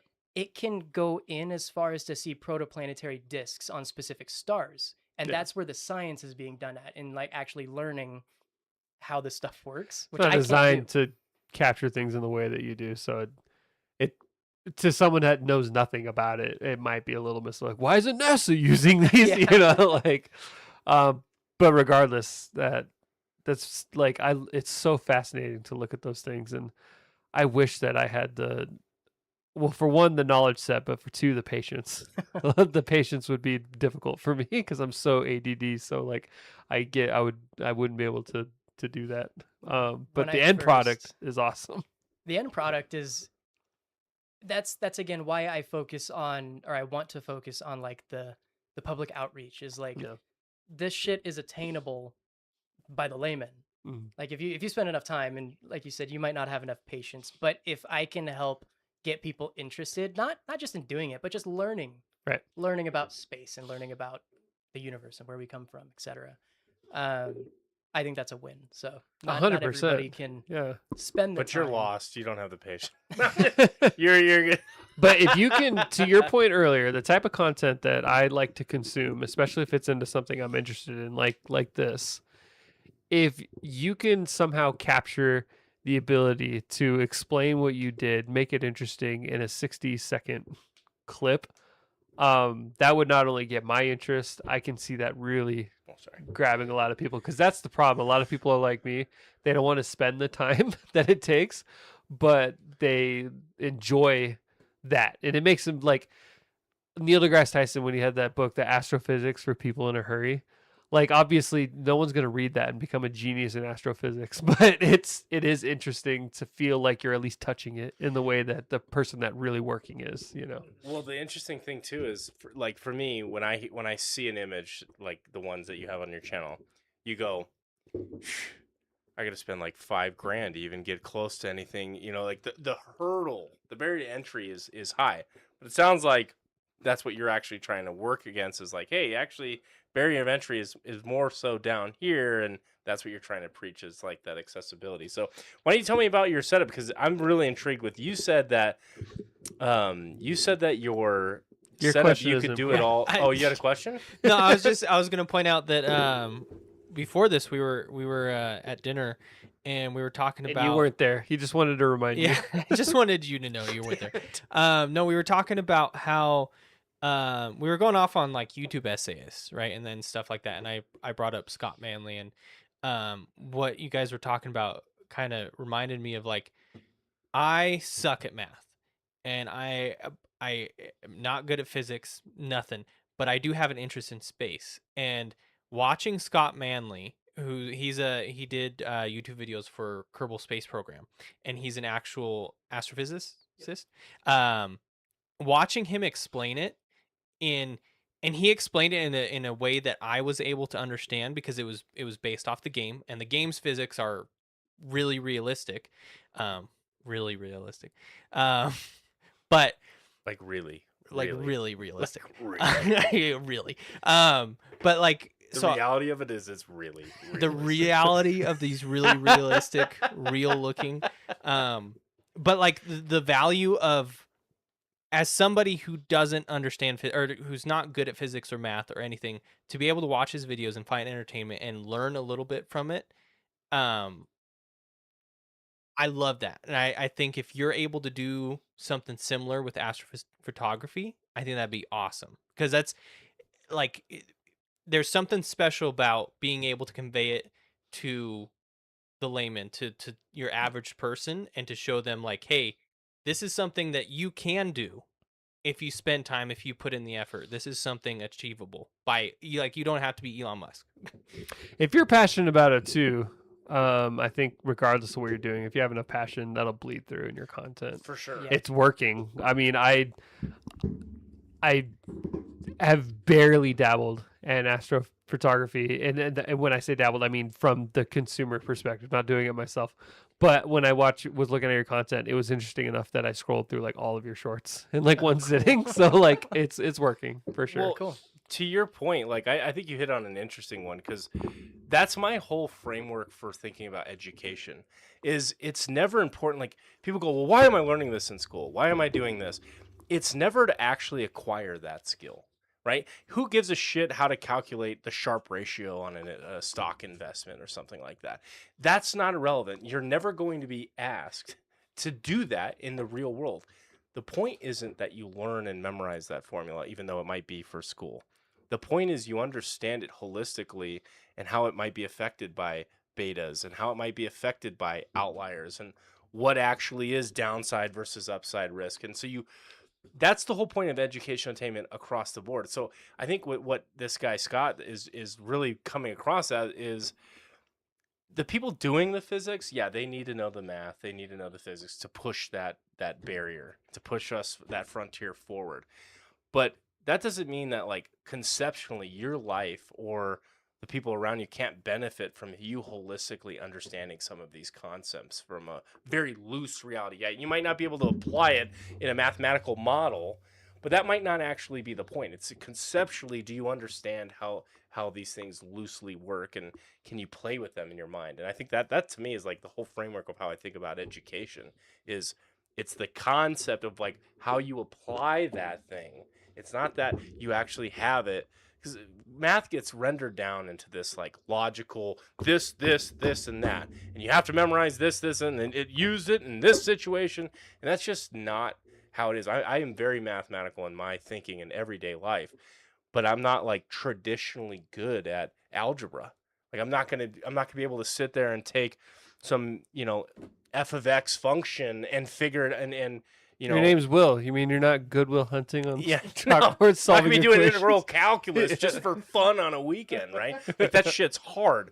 But I understand what integrals are. I understand how they're applied in the real world, like what we do. I understand differential calculus and what they solve and serve in reality, and so I can kind of play with those concepts. And I think that's the value in education. So when you're watching this video, like I value those kinds of content creators so much because and exactly what you're trying to do, which is imparting that knowledge to say like, hey, it's not as scary as you might think.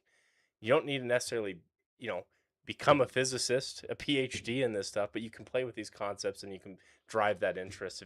Because everyone, I think, is innately curious about space. I think there's no question about that. I much more so, like, I don't think everyone's innately curious about the ocean, but I think everyone's innately curious about space, just because it is so I'm more confusing. scared of the ocean than I am of space. Right? Isn't that weird? Isn't that, I wouldn't say I'm scared of the ocean, but like I would sooner go to space than I would to the bottom of the ocean.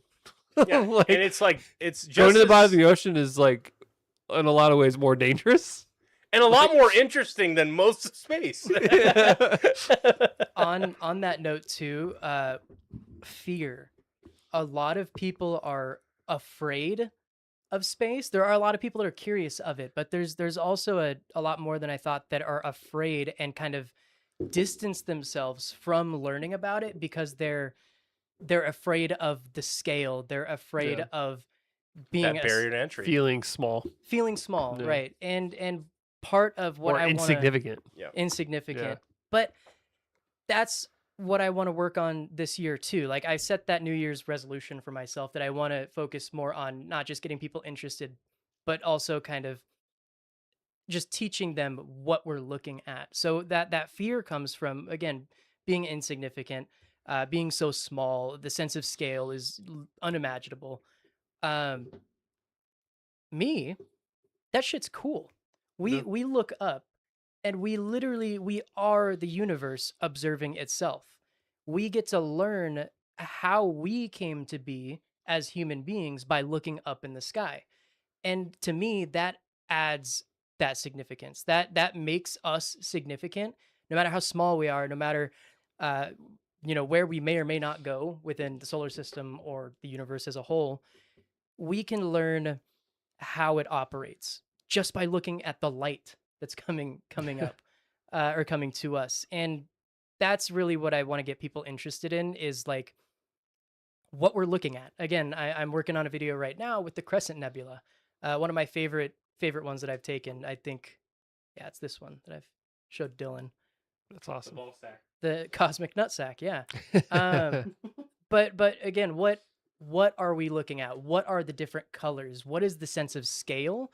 And what are the time frames like? And learning and understanding those helps us understand things here that may not seem significant at first. Like you mentioned, like you're not going to be going and doing differential math every day for either fun or your job, right?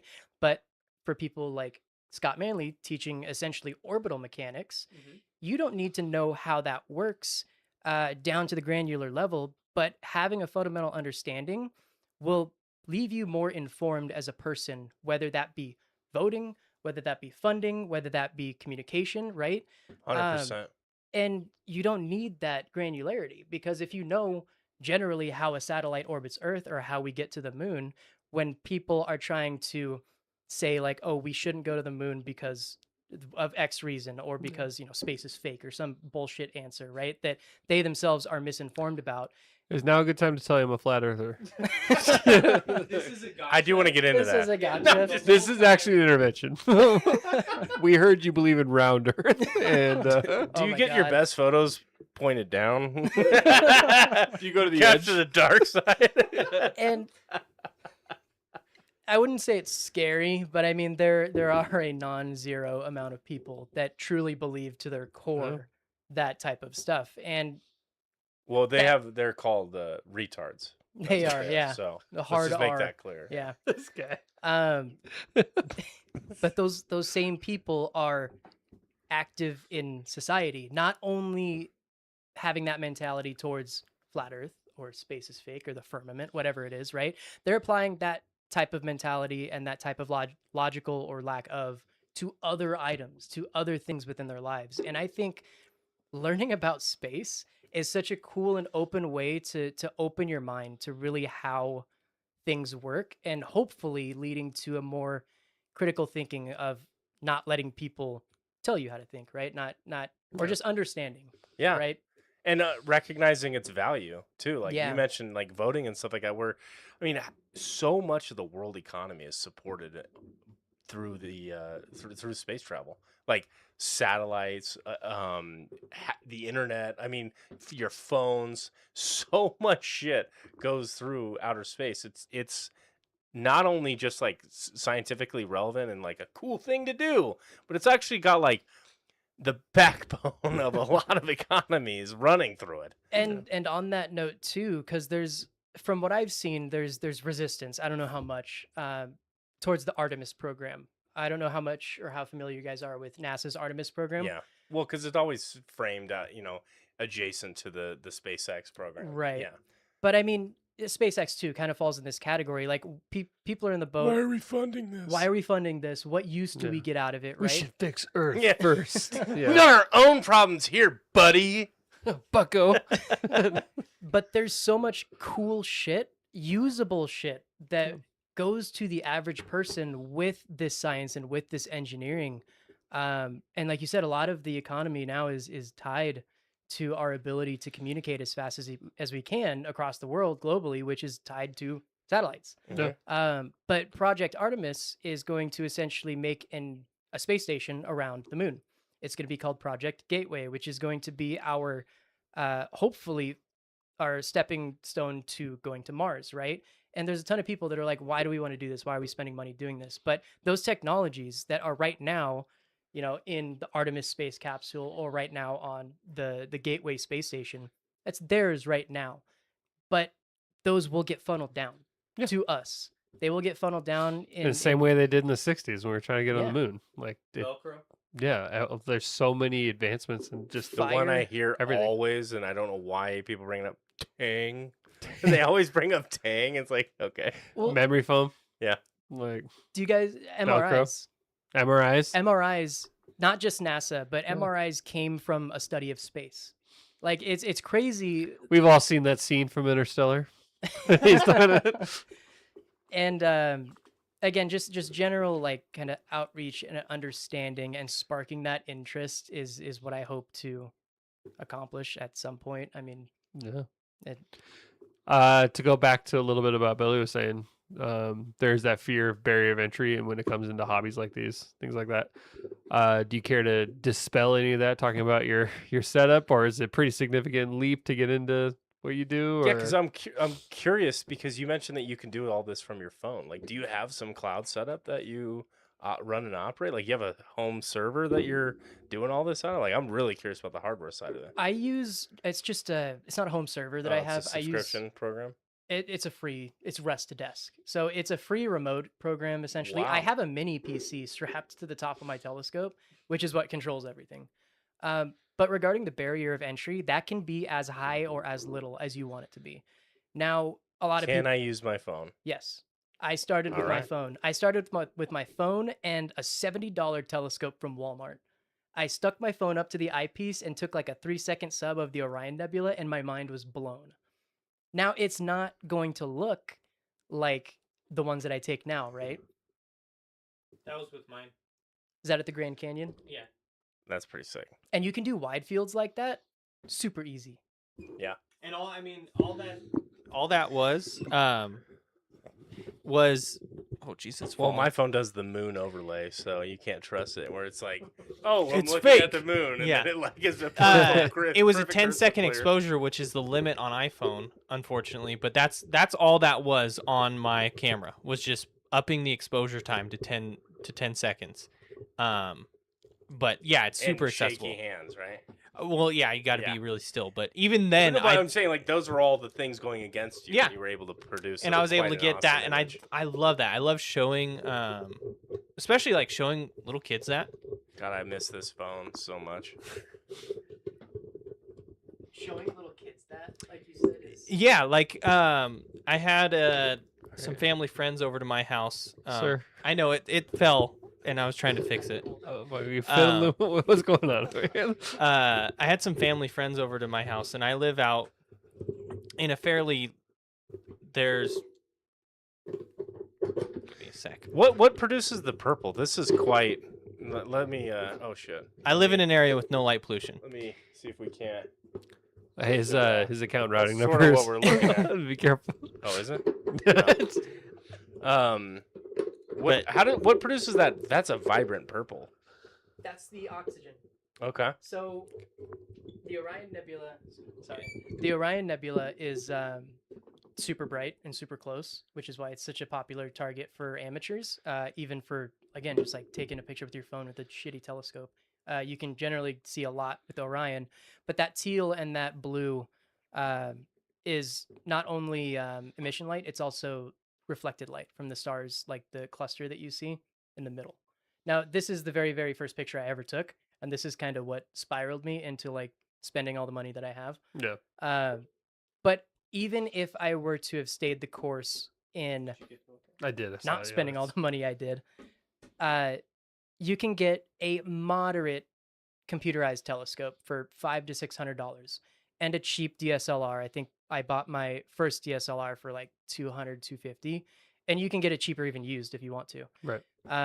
That will last you years. You can accomplish a lot with maxing out that hardware for much less than $1,000. So the barrier to entry for me, when I first started doing this, I was like, wow, this is way lower. I thought you had to spend thousands and thousands of dollars to get Yeah. anything remotely cool.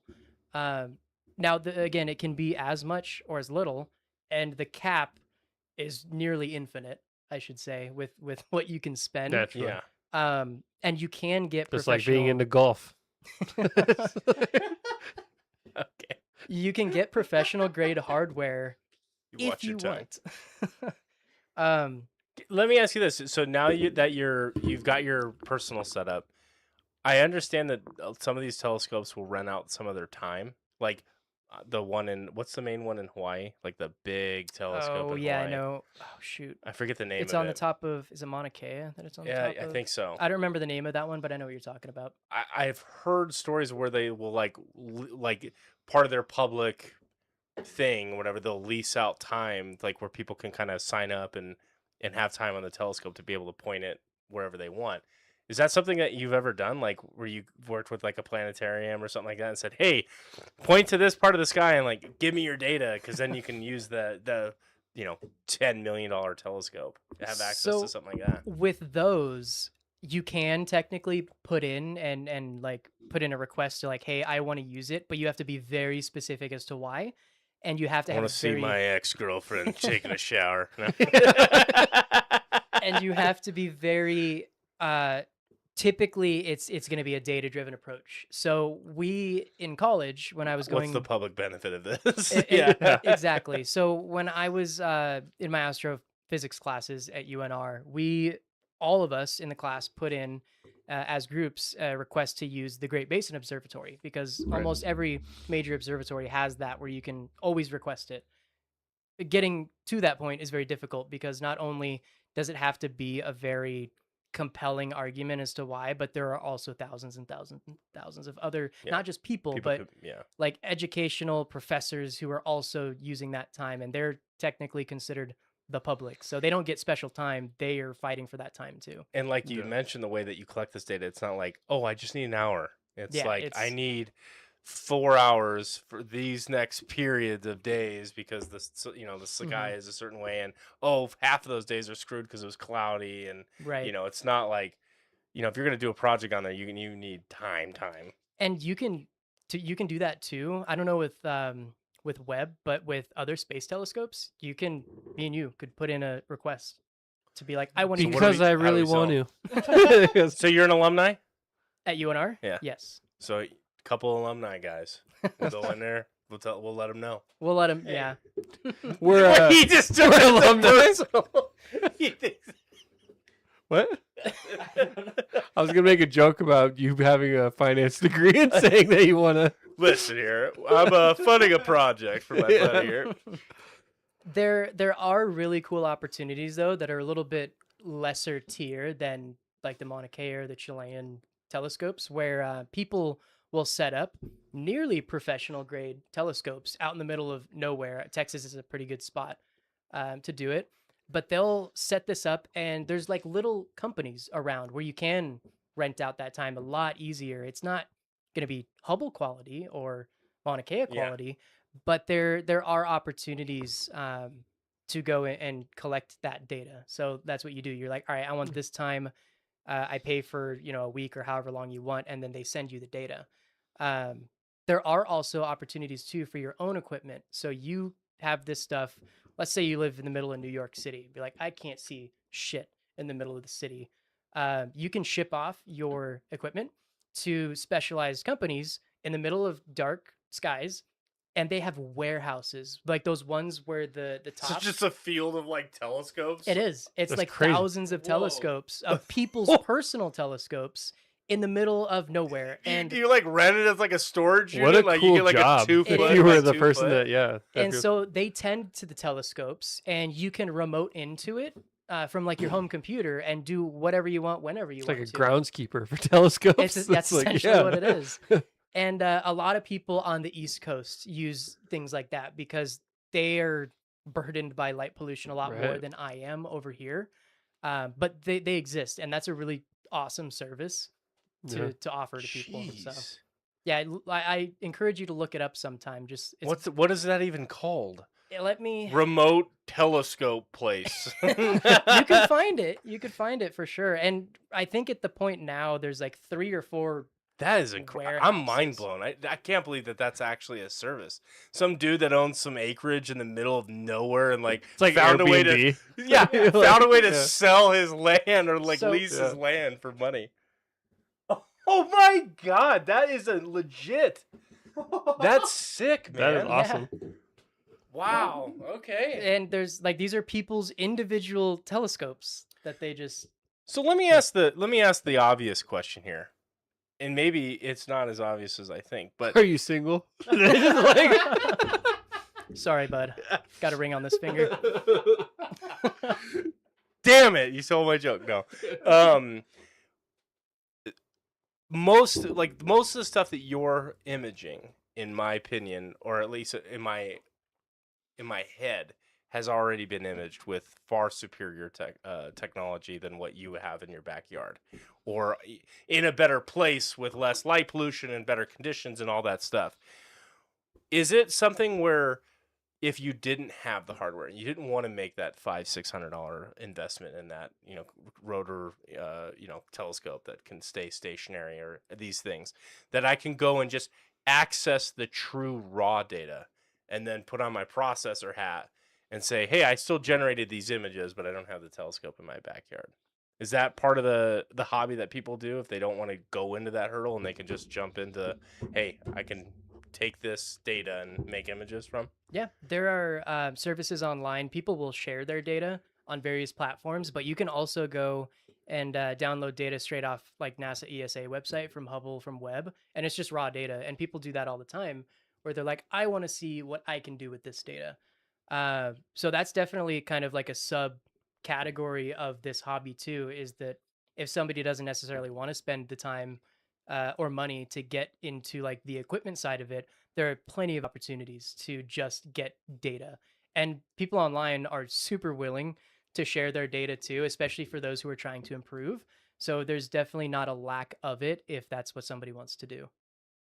Because when I see this, it's like I know these nerds are like publishing all their stuff, like open source, making it all free and everything. And this is just really cool. This is like the late stage addiction of photography. You're like, all right, how can I get an even bigger camera? Wait a minute. There we go. Let me take a picture of that thing 10 million light years away. I recently did one too, and what you said kind of reminded me of this, where, you know, these objects, a lot of what I image have already been imaged before by thousands and thousands of other amateur astrophotographers and by NASA and all the big boys, right? Sometimes it's fun to just point your telescope in just a random part of the sky and see what comes up. Yeah. There are Isn't that famous image from Hubble? Whereas like they went to the deep darkest part of field. the sky and just imaged it for like 28 days and it came back and it was just like clusters of galaxies. Yep. So that's essentially what they did, and you can do that everywhere, even as an amateur. There are thousands of objects that are discovered by amateur astrophotographers in that way.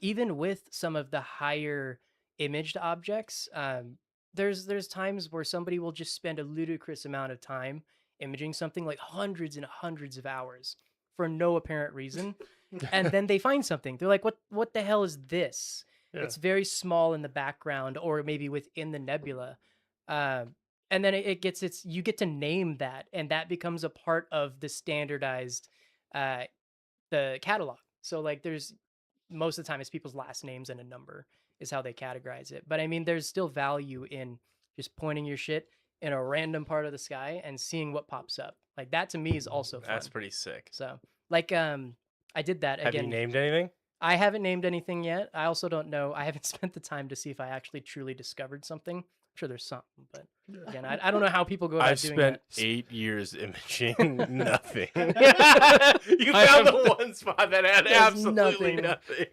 nothing. In all of space. You see a Reaper waiting in deep. Just like a guy like eating Doritos, like, oh shit, floating in his little spaceship. He's been dead for a billion years. He's still eating. The most recent one, one of my more recent projects was doing that. It was just pointing and seeing what was there. It's galaxy season now, so there's an opportunity to see like a ton of tiny little galaxies in your frame. Because because we're in February now and Yeah. like it's just the skies are so clear. Is that why? Or No, it's just our position? the position. Mostly it's the Earth's tilt. So at this point in the year, when it's nighttime for us, we're tilted away from the Milky Way arms. So it's really dark. So it's very dark, and there's all nebula that you image are within the Milky Way. So you want to see like what you imaged, where it's just like that straight Milky Yeah. Way. That's where all the nebula are. At this part of the year, that's not the prominent part of the sky. The prominent part of the sky is the empty part. Yeah. But anyway, I was imaging and I did a random spot, and there's this algorithm called plate solving, which essentially tells you what's in the image. There's so many hundreds of millions of objects saved in various databases by like NASA and various other catalogs, where it'll know the position of stars and be like, oh, you're at this exact coordinate in the center of your image, and it'll tell you exactly what it sees in there, whether it's a galaxy or a nebula or stars. And so I did that with my like random image, and I saw what popped up. It was called Able 784, I believe was the name. Damn, Abel beat you. I know. And 784 too. There's a lot of shit. I know. Abel's been working. It's not his first rodeo. It is not. Not he. Yeah. Able 784 is a galaxy cluster of about 30 to 40, I believe, galaxies. Whoa. And it was tiny. Wait, but that asshole gets to name the cluster? the whole cluster, yeah. Not the What a jackass! You can't just pick one. Leave the rest for discovery. There's not enough space. You see right here, right there, yeah. I'm gonna take a photo with my phone and just be like, all right, everything up there, that's a William 101 right there. It's like it's in the image, okay? It's there. Yeah, I don't know how they come to those conclusions. How do they get the right? Yeah. But If you're watching, Abel, you call me. We'll talk about this. there was that cluster, 30-ish, 40-ish galaxies. And they're Do you understand tiny. the weight of that? Like I think galaxies. he does. I know. I'm talking to you. That's insane. Just like a random little. That's what blows my mind. About Able, all of wait, this what is stuff. it? Able 784. 784. There is. Google It that, is Dylan, see if so there's anything on the- unfathomably huge. That I'll show cluster you. is more than we can even process. Like, Trillions humans. of It was- stars. What and it's just Able 7. Yeah, some Jokomo, you know, Yeah, in his like- backyard. Space is incredible. It's also for deaf people, according to this. AB 784 special education for deaf and hard to hearing. Thank you for I enlightening me. don't know if there's going to be an image. So a lot of, yeah, this gives you some specifics. So the one I imaged was a mag. Here, you want to change the so people can see what we're looking at? If you click that and then go to monitor on the left side. Yeah, right there. Perfect. Oh, cool. Okay. Now I Then can go alt back tab. to go back to there. So Able 784 is where is it? Average is 17.5 magnitude, and that's essentially the brightness of the cluster. Is that an objective number? Or is that brightness relative to what he captured? Like, is that 17.5 relative to us on Earth, or like what is It's- that number? It's relative to us on Earth. It doesn't Okay. explicitly say here, but it's called absolute magnitude. Yeah, 5,000 clusters. He got 5,000 galaxy clusters, Billy. This one dude, Abel. Fucking able. Bastard. But if you scroll That's like down, when Christopher Columbus said that the United States was India. He just said, "This is America." This is my galaxy clusters. Yeah, these are my galaxy. so right here, Able 784, which I captured in that random spot, was 17.5 mag object, and the object is the cluster. On further research, and this isn't an exact science because these objects aren't measured like some other ones are. Like the scientists aren't going to take the time to go and get the distance for every single little thing in the sky, right? But generally, mag 17 to 18 is 2.5 to 3 billion light years away. And Oh, I we're can talking- see that with my telescope in my backyard. No, that's insane. We're talking like early Big Bang. That like because that's so far distance wise It's yeah, to be distance, separated. not quite early, definitely earlier universe. Because that's distance between us, and we're not like even like on an edge or whatever. Like that's just separation between us. Like that's so far. It's very far. Yeah, But it's give or crazy. take a few Definitely. billion light years almost. Yeah, definitely longer than a day's trip. With the- But you you can haven't see met that my wormhole, okay? from your backyard telescope. You can capture this type of stuff. And to me that's mind blowing that That is. we are able again amateurs are able That's smaller to than a do that. grain of sand in the bottom of the ocean. Earth is, relatively speaking, and yet we could still look at that. Oh you know? yeah. That's insane. Yeah, it's pretty wild what you can capture, and this is just what I know. Like there are tons of other images where I know there's just tons of shit in the background that And I have no idea. How'd you pick this spot? You just randomly. I just randomly picked it. And So then what if you analyze this deeper? Like so now you got this cluster of 5,000. Thanks, Abel. And you said I'm gonna focus on that one galaxy inside of that, and just like spend a year capturing all the light and everything that you could do with your equipment and stuff. Would you be zoomed in enough where you would see new things and then be able to name that? for objects like that, probably not, because the distance, the Too barrier great. to further science and research is too great for a ground-based telescope in general, whether it's me or NASA. Gotta That's be in outer space to capture that would definitely be like a space telescope type of research study. But there are, again, I alluded to it earlier, where if you do spend a ton of time just looking at something, you're bound to find something new. Space Yeah. is just so huge and vast that there's no way we as humans are ever going to catalog everything that ever exists. It's why we need an observatory on the moon. That would be super. God, that'd be sick, It would right? be sick. Yeah. I mean, it's not even that far fetched when you think about it. We've had people living in outer space for over 20 years, just Yeah. like constantly. If we Like, that's attacked, so wild to think about. if we attacked the possibility of like space expansion, as hard as we did just trying to get to the moon, this could have been a very different 2026. You know, Yeah, but and like it doesn't even need like people always think of that too, like a manned observatory. Like, oh, you have to have all this stuff set up. Like, it doesn't even necessarily need to be manned, right? Just have the equipment firmly stationed there, and then be able to remotely adjust. yeah, you don't That's need how it some would be. janitor Yeah, up there you don't. Yeah, cleaning exactly. it. Like you don't need you to be know, able like, to support all these life forms. Just have something like that. especially now, like with different like unmanned like Yeah, AI robots could be up there tending doing things like, like you maintenance don't need or whatever the hell. I don't know what maintenance. Because I know that there's like really no atmosphere, but I think there's like still some like in a very loose framework of an atmosphere. Like there's something there. Like You talking about on like the a- moon? yeah. It's the dust. The dust, will right? fucking kill a lot of So things. have that will this need stuff maintenance. there to maintain that, like whatever you need. Yeah. I don't think it feels within reach. That's what's kind of crazy. It feels, especially A now with VI the that turned into Starship, Edie.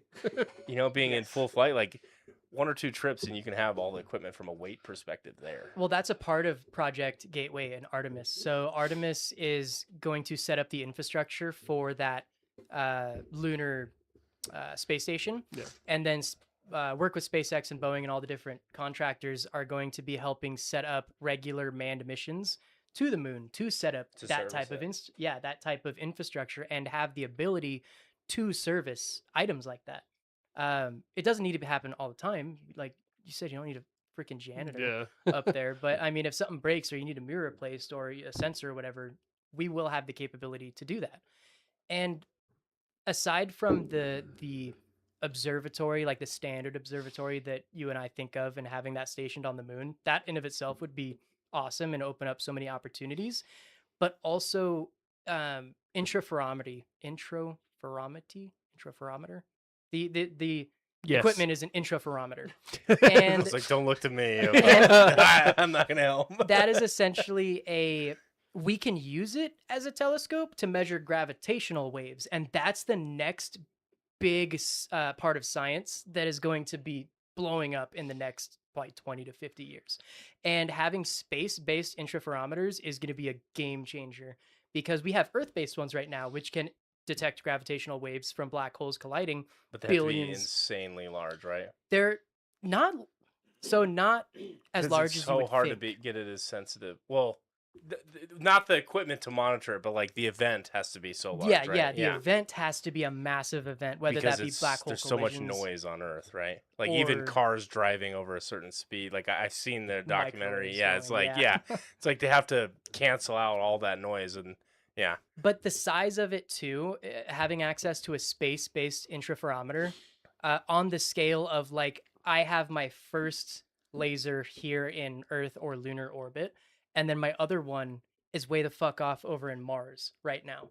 and so you can know if you observe it there and there, then you know there's no Well, like signal interference. so they wouldn't be doing individual observations. The way an interferometer works is basically you have a laser shooting that way at a mirror, and then it's shooting back at a Oh, okay. sensor. And sometimes that gets split directionally into like a T type of shape, and then again back. And the point of that is to measure the time it takes to go from there and back, because gravitational waves will disturb that light and very, very, very, very slightly change the time that it takes for it to return to the sensor.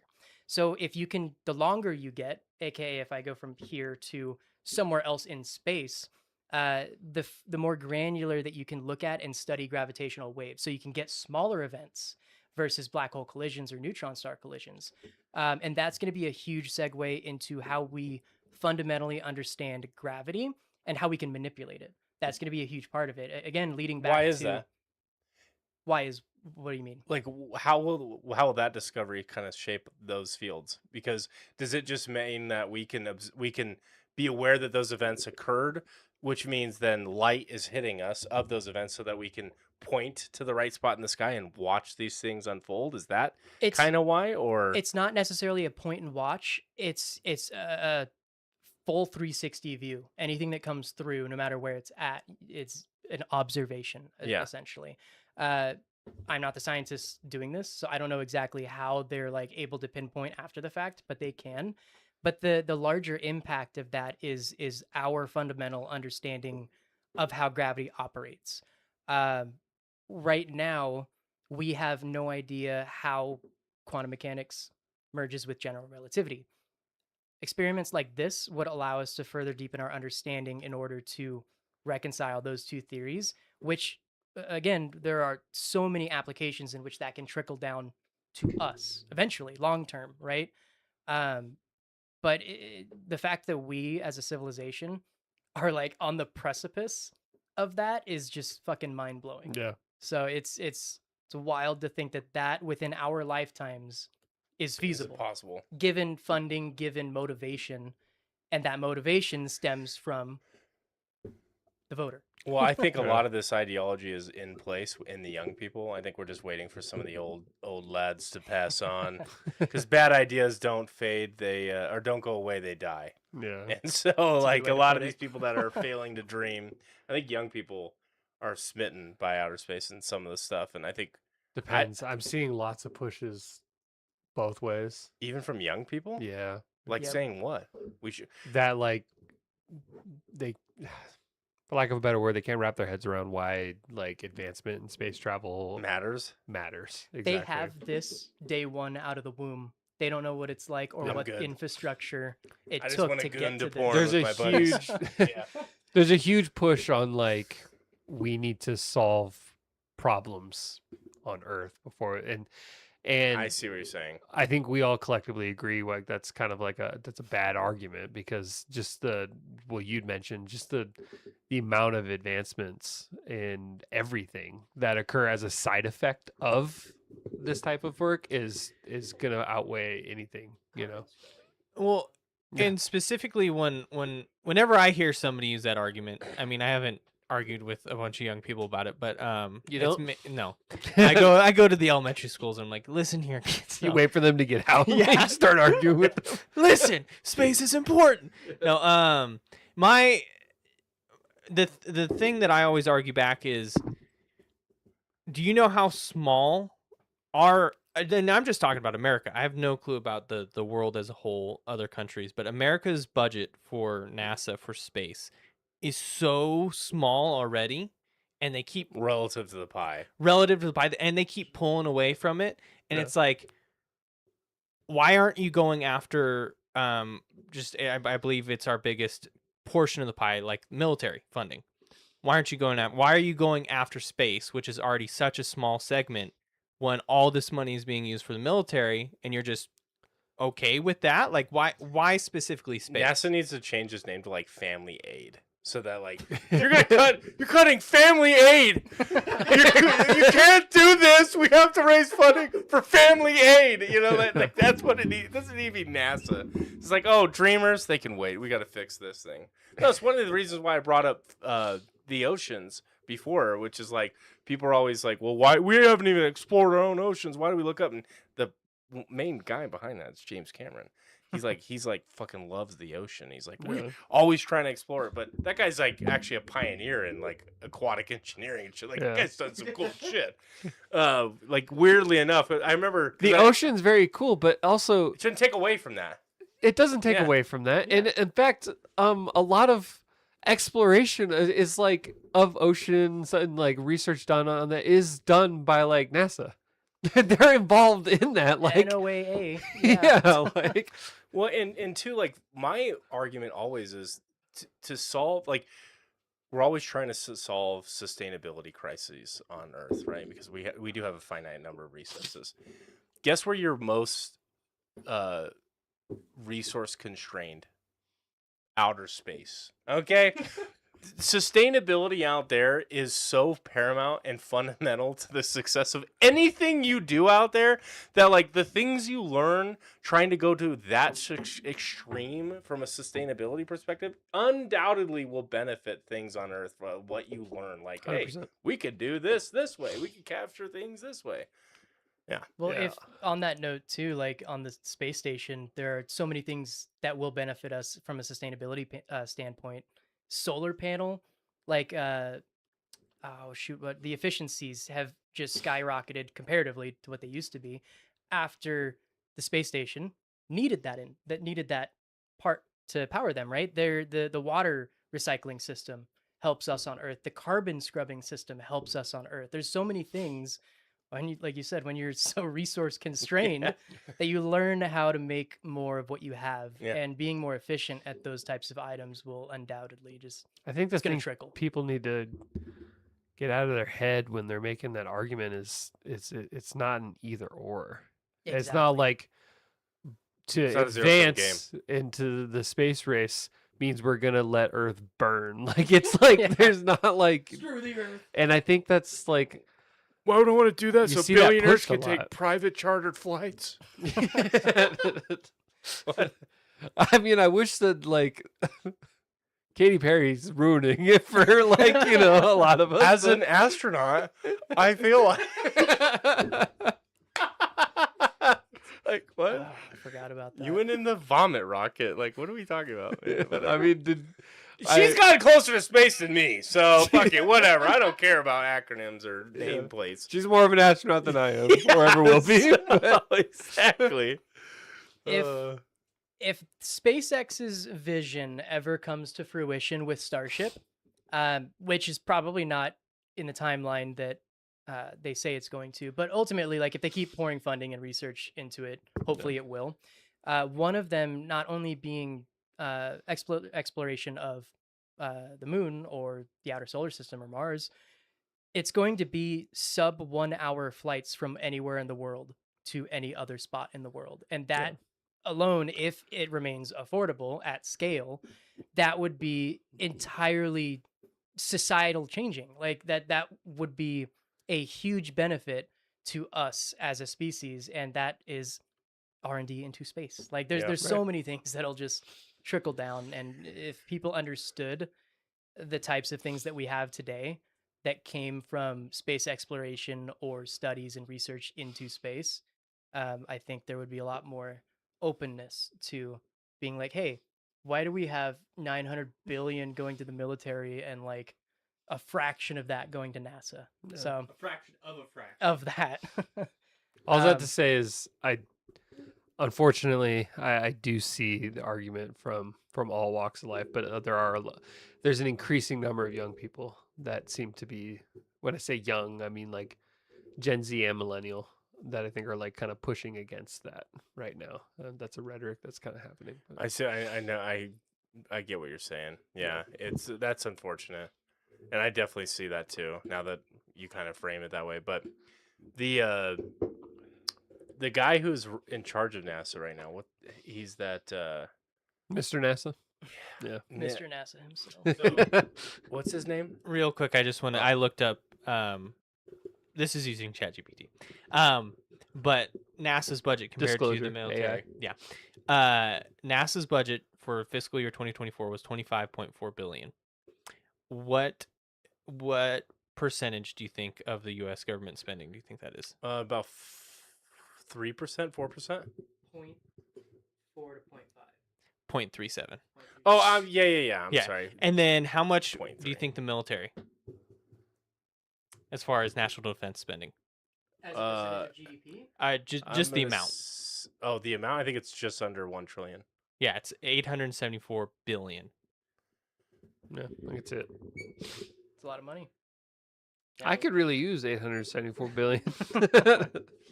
So the NASA chief is who you want to know about that? Yeah, he's kind of a stud. He's like, kind of a stud. yeah, Isaac. I Man. like the way he looks. He Like, funded. where are you going with this? He was on the Dragon mission, and he funded like a crew to go in outer space, and he's like, he's like a billionaire. He's done a bunch. He's like had a bunch of little different companies. I think he's a billionaire, but he has just been a lover of space for like his whole fucking life. And he published like a Netflix documentary talking about like outer space and stuff. He's been a great spokesman for space, and I really like him in that spot because I think he could bring a lot of healthy attention to the administration. Yeah, I mean, 24 billion. I mean, we can laugh at it in comparison to the military, but that's also not anything to balk at. That's a lot of money to fund things around. And I also don't know, like, I think NASA's budget is actually less relevant now than it ever Sony has bought been. Bungie for $2 billion. Just saying. Wasn't the Blizzard Blizzard and Activision acquisition from Microsoft, wasn't that like 77 billion? Yeah. What did Netflix just pitch for? 90 90 billion or so, billion? 110 now So with a counteroffer. Netflix bought HBO, For 4 Warner Bros. For 4 NASA budgets. Yeah. But correct me if I'm wrong. It might NASA's budget might actually be in relation to its goal structure. Like so Congress approves funding, they get 23 billion, and that's for like research and stuff like that.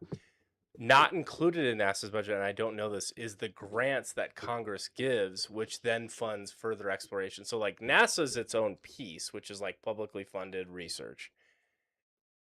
Then SpaceX goes and gets like $2, $3, $4 billion contracts to do delivery missions, and then Boeing gets $2, $3, $4 billion contracts to do all these. So like, there's all these like contracts because before in like the 50s and the 60s, like it was NASA. There was no public good to say like, hey, we can build an economy in this around this, like from a personal company.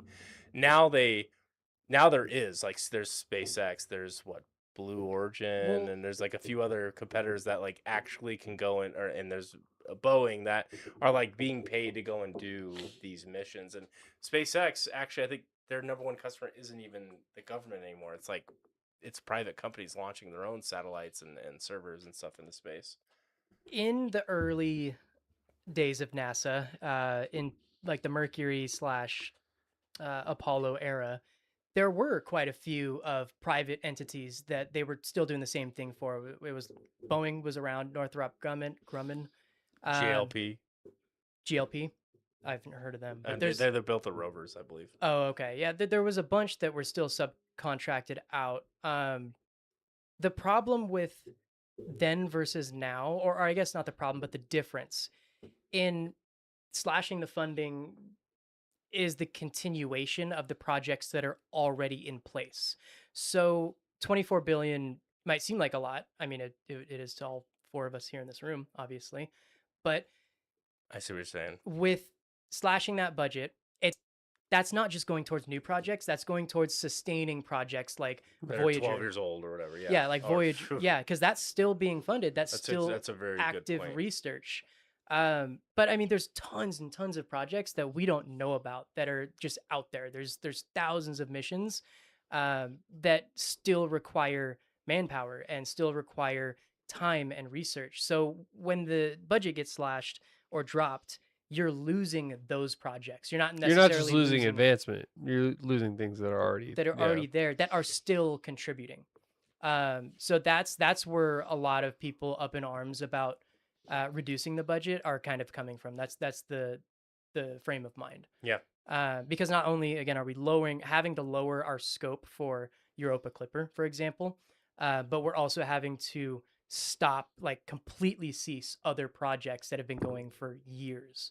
So that's just kind of because it's cannibalizing each other. Like, okay, we can't do both. We have to choose one. so we have to thing. funnel it into this, yeah. And now that we have to funnel it into this, we're doing it at a lesser scope.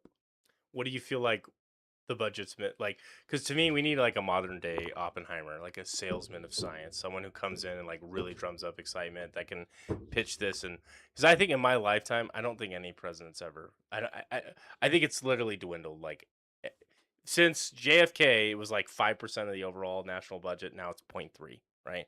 Like that's ridiculous. Like it's so small. What do you think the number should be, and what projects are we missing out because we don't fund it? So I have no, I don't want to say opinion. I don't have any knowledge on what it should be.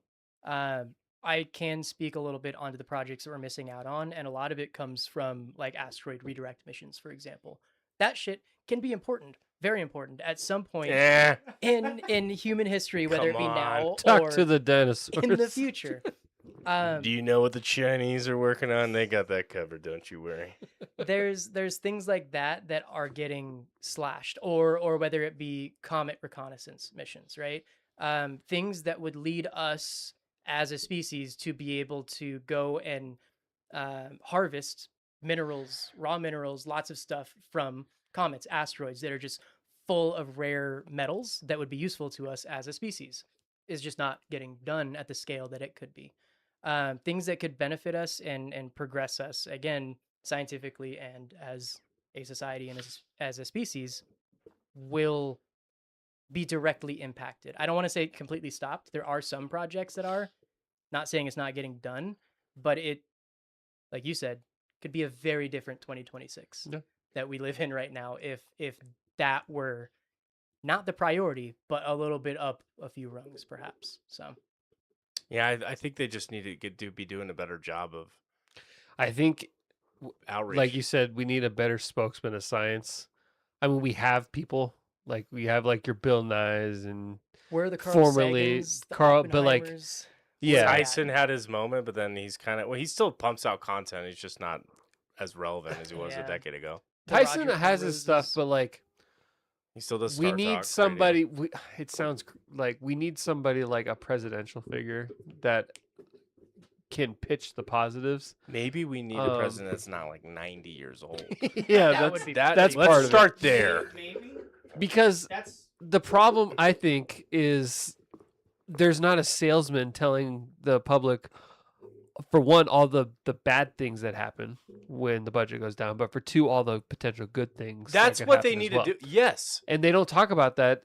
Everyone sees it. I'm going back to it, but everyone sees it as an either or thing. Yes. Like the Earth dies, or we invest in NASA, like, or whatever, you know. And I think most of the population is kind of on board with the fact that our military spending is crazy, and there could definitely be some adjustments made there, but people aren't being sold properly.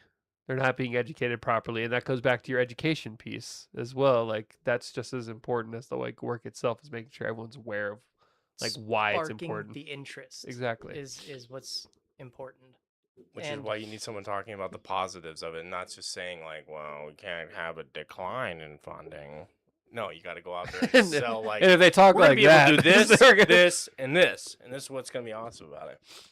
Yeah. Because I mean, like, even as much as I like this guy in there, like, I'm pretty tied into this whole sphere. I haven't seen any like public talks, any public like I haven't seen him formalize a plan. I've seen a lot of people behind the doors excited about it, but it's like we got to get. What are we doing? they need to hire like some social media PR team. PR team. Like, for example, we were talking about it Yeah. a couple episodes ago, but Slim Jim, okay? Slim Jim was in every TikTok video that was talking about Stranger Things conformity gate, like the theory that the show wasn't over. TikTok was in every single video's comment section. Where's NASA? Like I know that's silly. I know it's like a silly marketing stunt that a lot of people kind of see. But it's through something the that pays off facade. in like 30 years when those people go to vote. Yeah, when Yeah. it's like, oh, you know what? Yeah, like you have a good opinion on NASA versus radio silence from them for the younger generation. I'm telling you, just change the name to Family Aid and the budget will triple overnight. Like, we can't cut Family Aid! I'm You telling bring up a it's- good point that's about how- it's how silly it is. the social media manager though too. Like, obviously we don't do any of that on this channel, but like, Which is why. that's we're about why as we haven't popular as taken off. NASA. Yeah. No.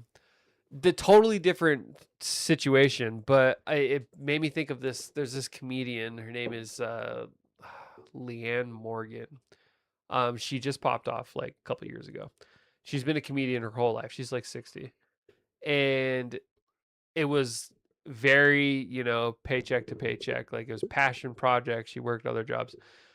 5 years ago, she hired, maybe even less than 5 years ago, she hired a social media team. She said she took the last $10,000 she had and gave it to the social media marketing team to do their magic because she had no idea what she was doing. She ended up like exponentially increasing her popularity, and she got a show on Netflix over the course of like 2 years. And Makes and a then difference. she was just on Conan's podcast. It's the only reason I know about her. But like, we can't overstate the importance of like a good social media campaign, what it can Yeah. do.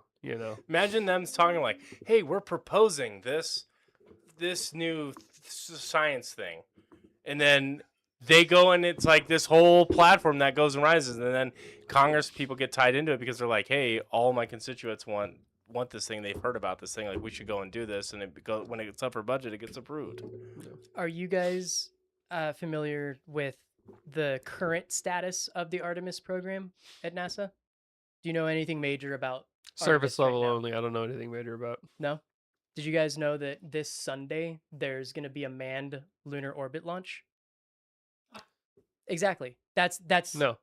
A manned. And I would have liked to Lunar have known orbit that. So NASA. it's currently slated for this Sunday, barring any major issues, whether that be with weather or the wet dress rehearsal. But it's Yeah. that type of shit that We're people just sending don't know someone about. to go and 3 orbit people. the moon. 3 people are going This on. hasn't been done in 40 years.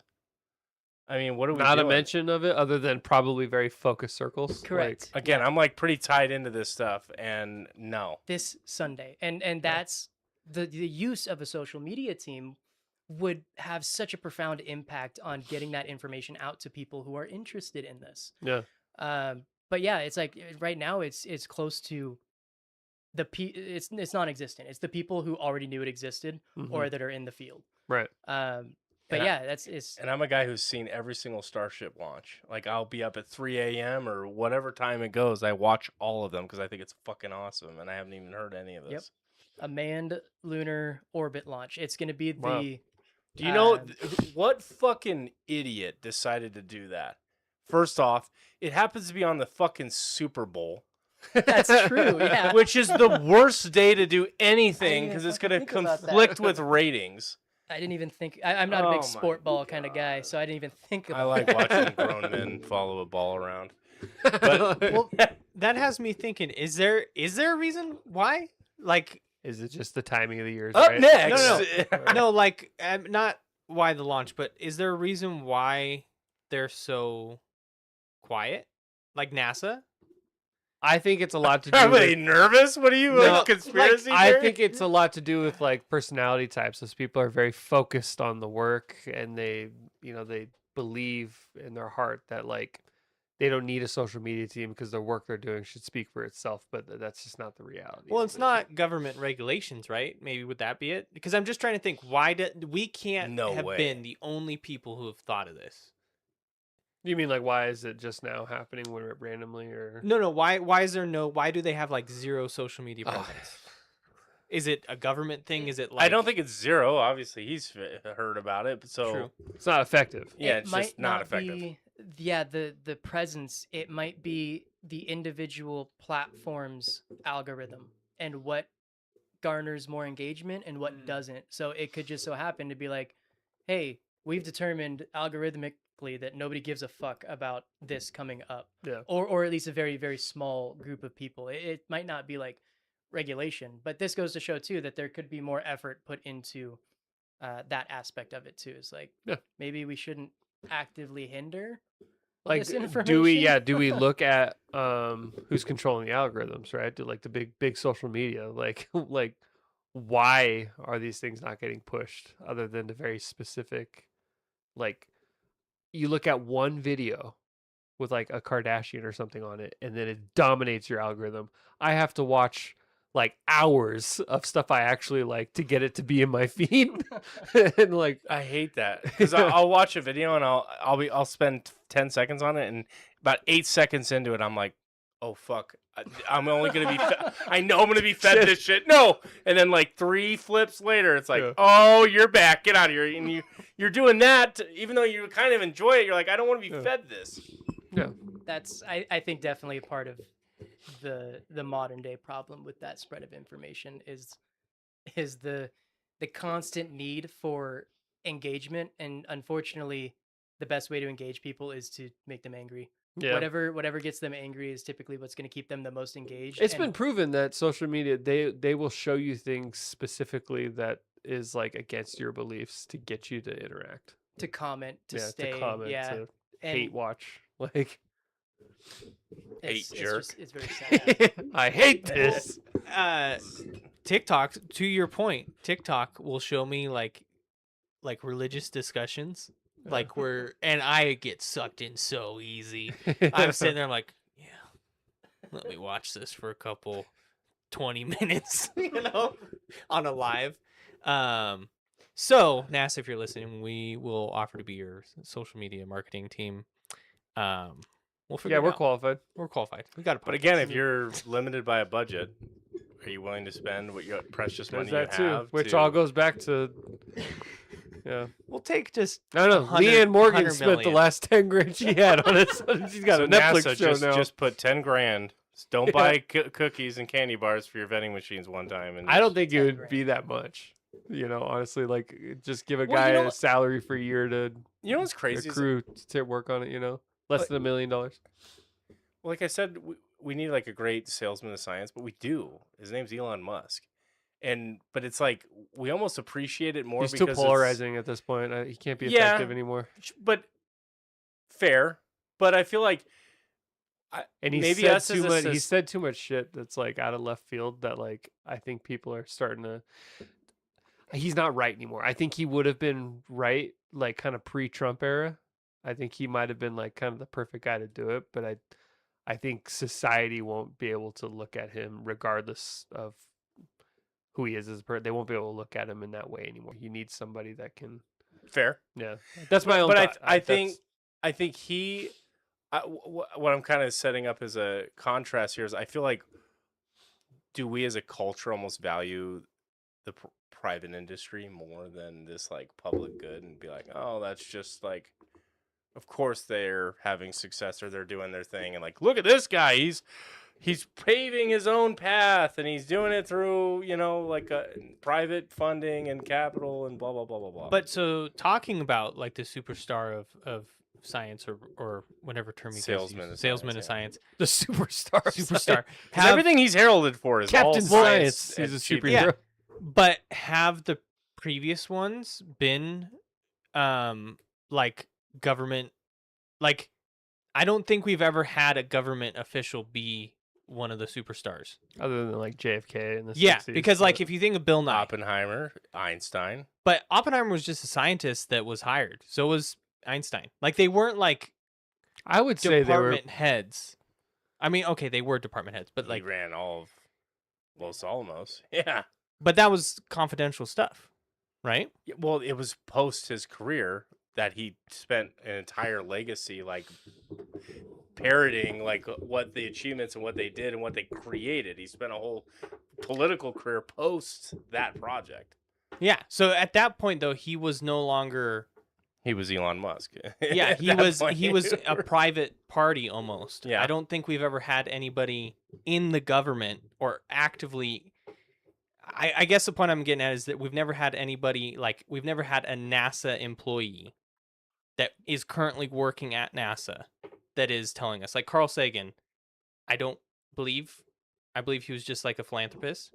I might be no. No, Sagan was a researcher and scientist and department head Okay. at NASA. I was totally wrong. Almost all of science ever is publicly funded. But with that in mind too, I don't think we need a representative from the government to spark interest in this type of stuff, because that interest comes post Oppenheimer, post research and career in Manhattan Project. Carl Sagan, post Voyager, post Pioneer, made TV shows to explain to the layman the wonders of science while still actively researching. We need somebody to do what you want to do with astrophotography and like your shorts and TikToks.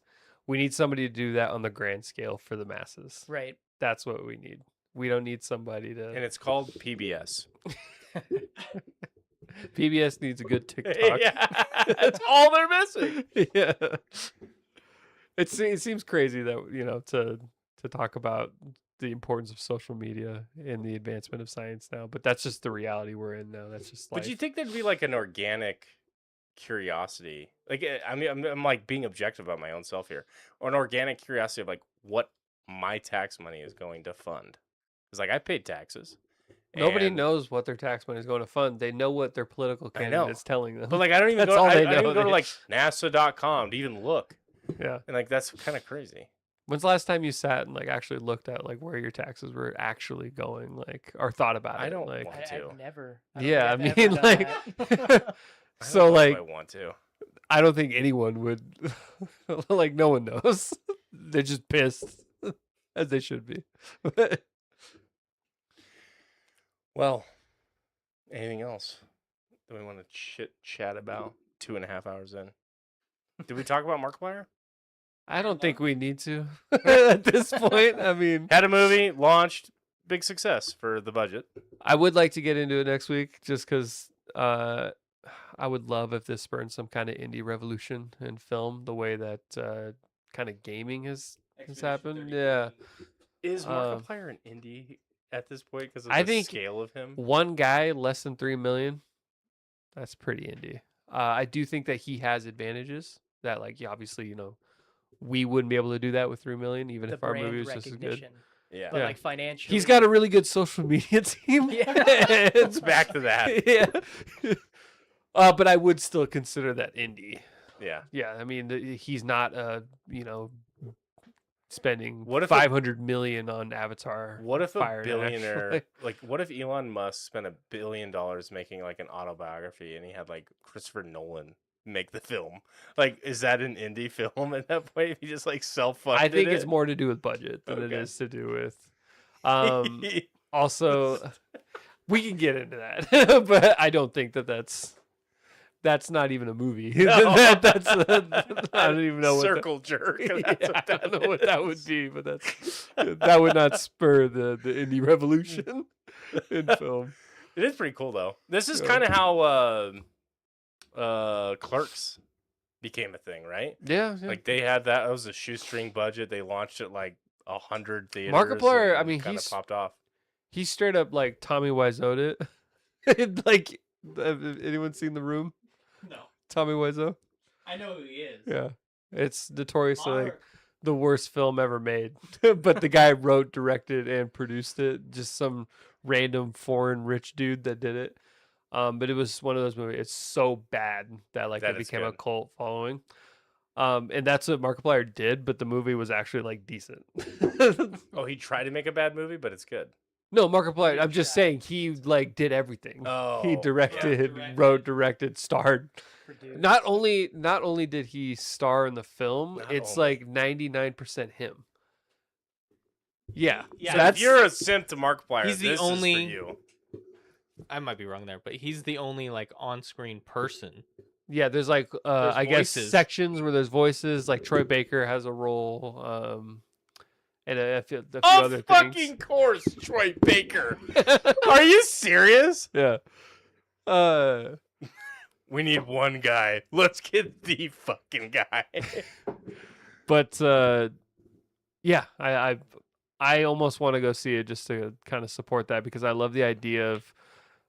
He didn't like release it on YouTube or anything like, or he's not. No, It's a- he was very adamant. He wanted it to be this to be a real theatrical release. Like, this is Is not it- a. Is it in town anywhere? Like, Yeah, it's playing at Galaxy. really? It's Mhm. in like a ton of almost every theater Yeah, nationally. It now played at like over 4,500 theaters nationwide. And Yeah. that's because of his followers. Yeah. His platform.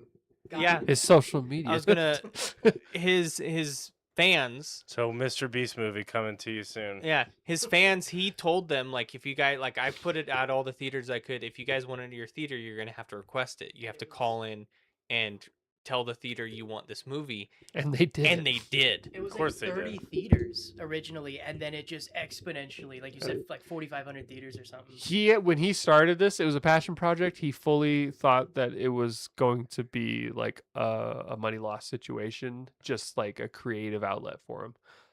He did not think it was going to make 20 million on its opening weekend, Wow. like when he started it. So Is that one of those situations you show up to your theater like, "Hi, can I speak with the manager?" I've never please?" even thought of And, like I I never want you even to have thought to this do movie that. here. Like, There's an email. You can email. There's like a specific one that you contact the theaters for and Yeah. request, like, hey, there's Yeah. a movie coming. But I'm sure and you to can his go in. credit, the reason that so many theaters agreed to do it is because he basically shared a 50-50 profit with them.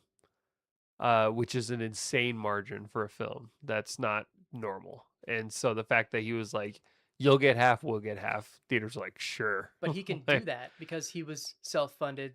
He did Yeah, everything, right? I So have it's he not a 30 big still million made followers. a Yeah. shit ton of money because it was all him.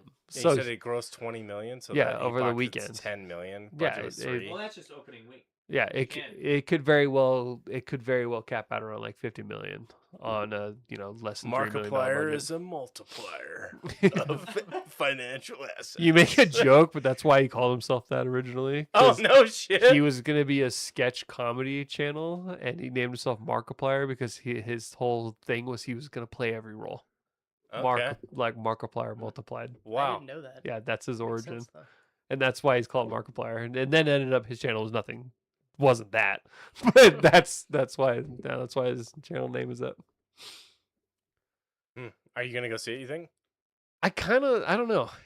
I heard that it's long, and if you're not into Iron Lung lore, the first hour is a drag, but they said it really picks up like in the second half. That's how the game is. Yeah, and So- it's like Eldritch horror, so there's a lot of like unanswered questions, and a lot of like out of left field shit that I think you do have to be kind of like a specific kind of fan to appreciate, but it's high quality though. Did you ever watch the video?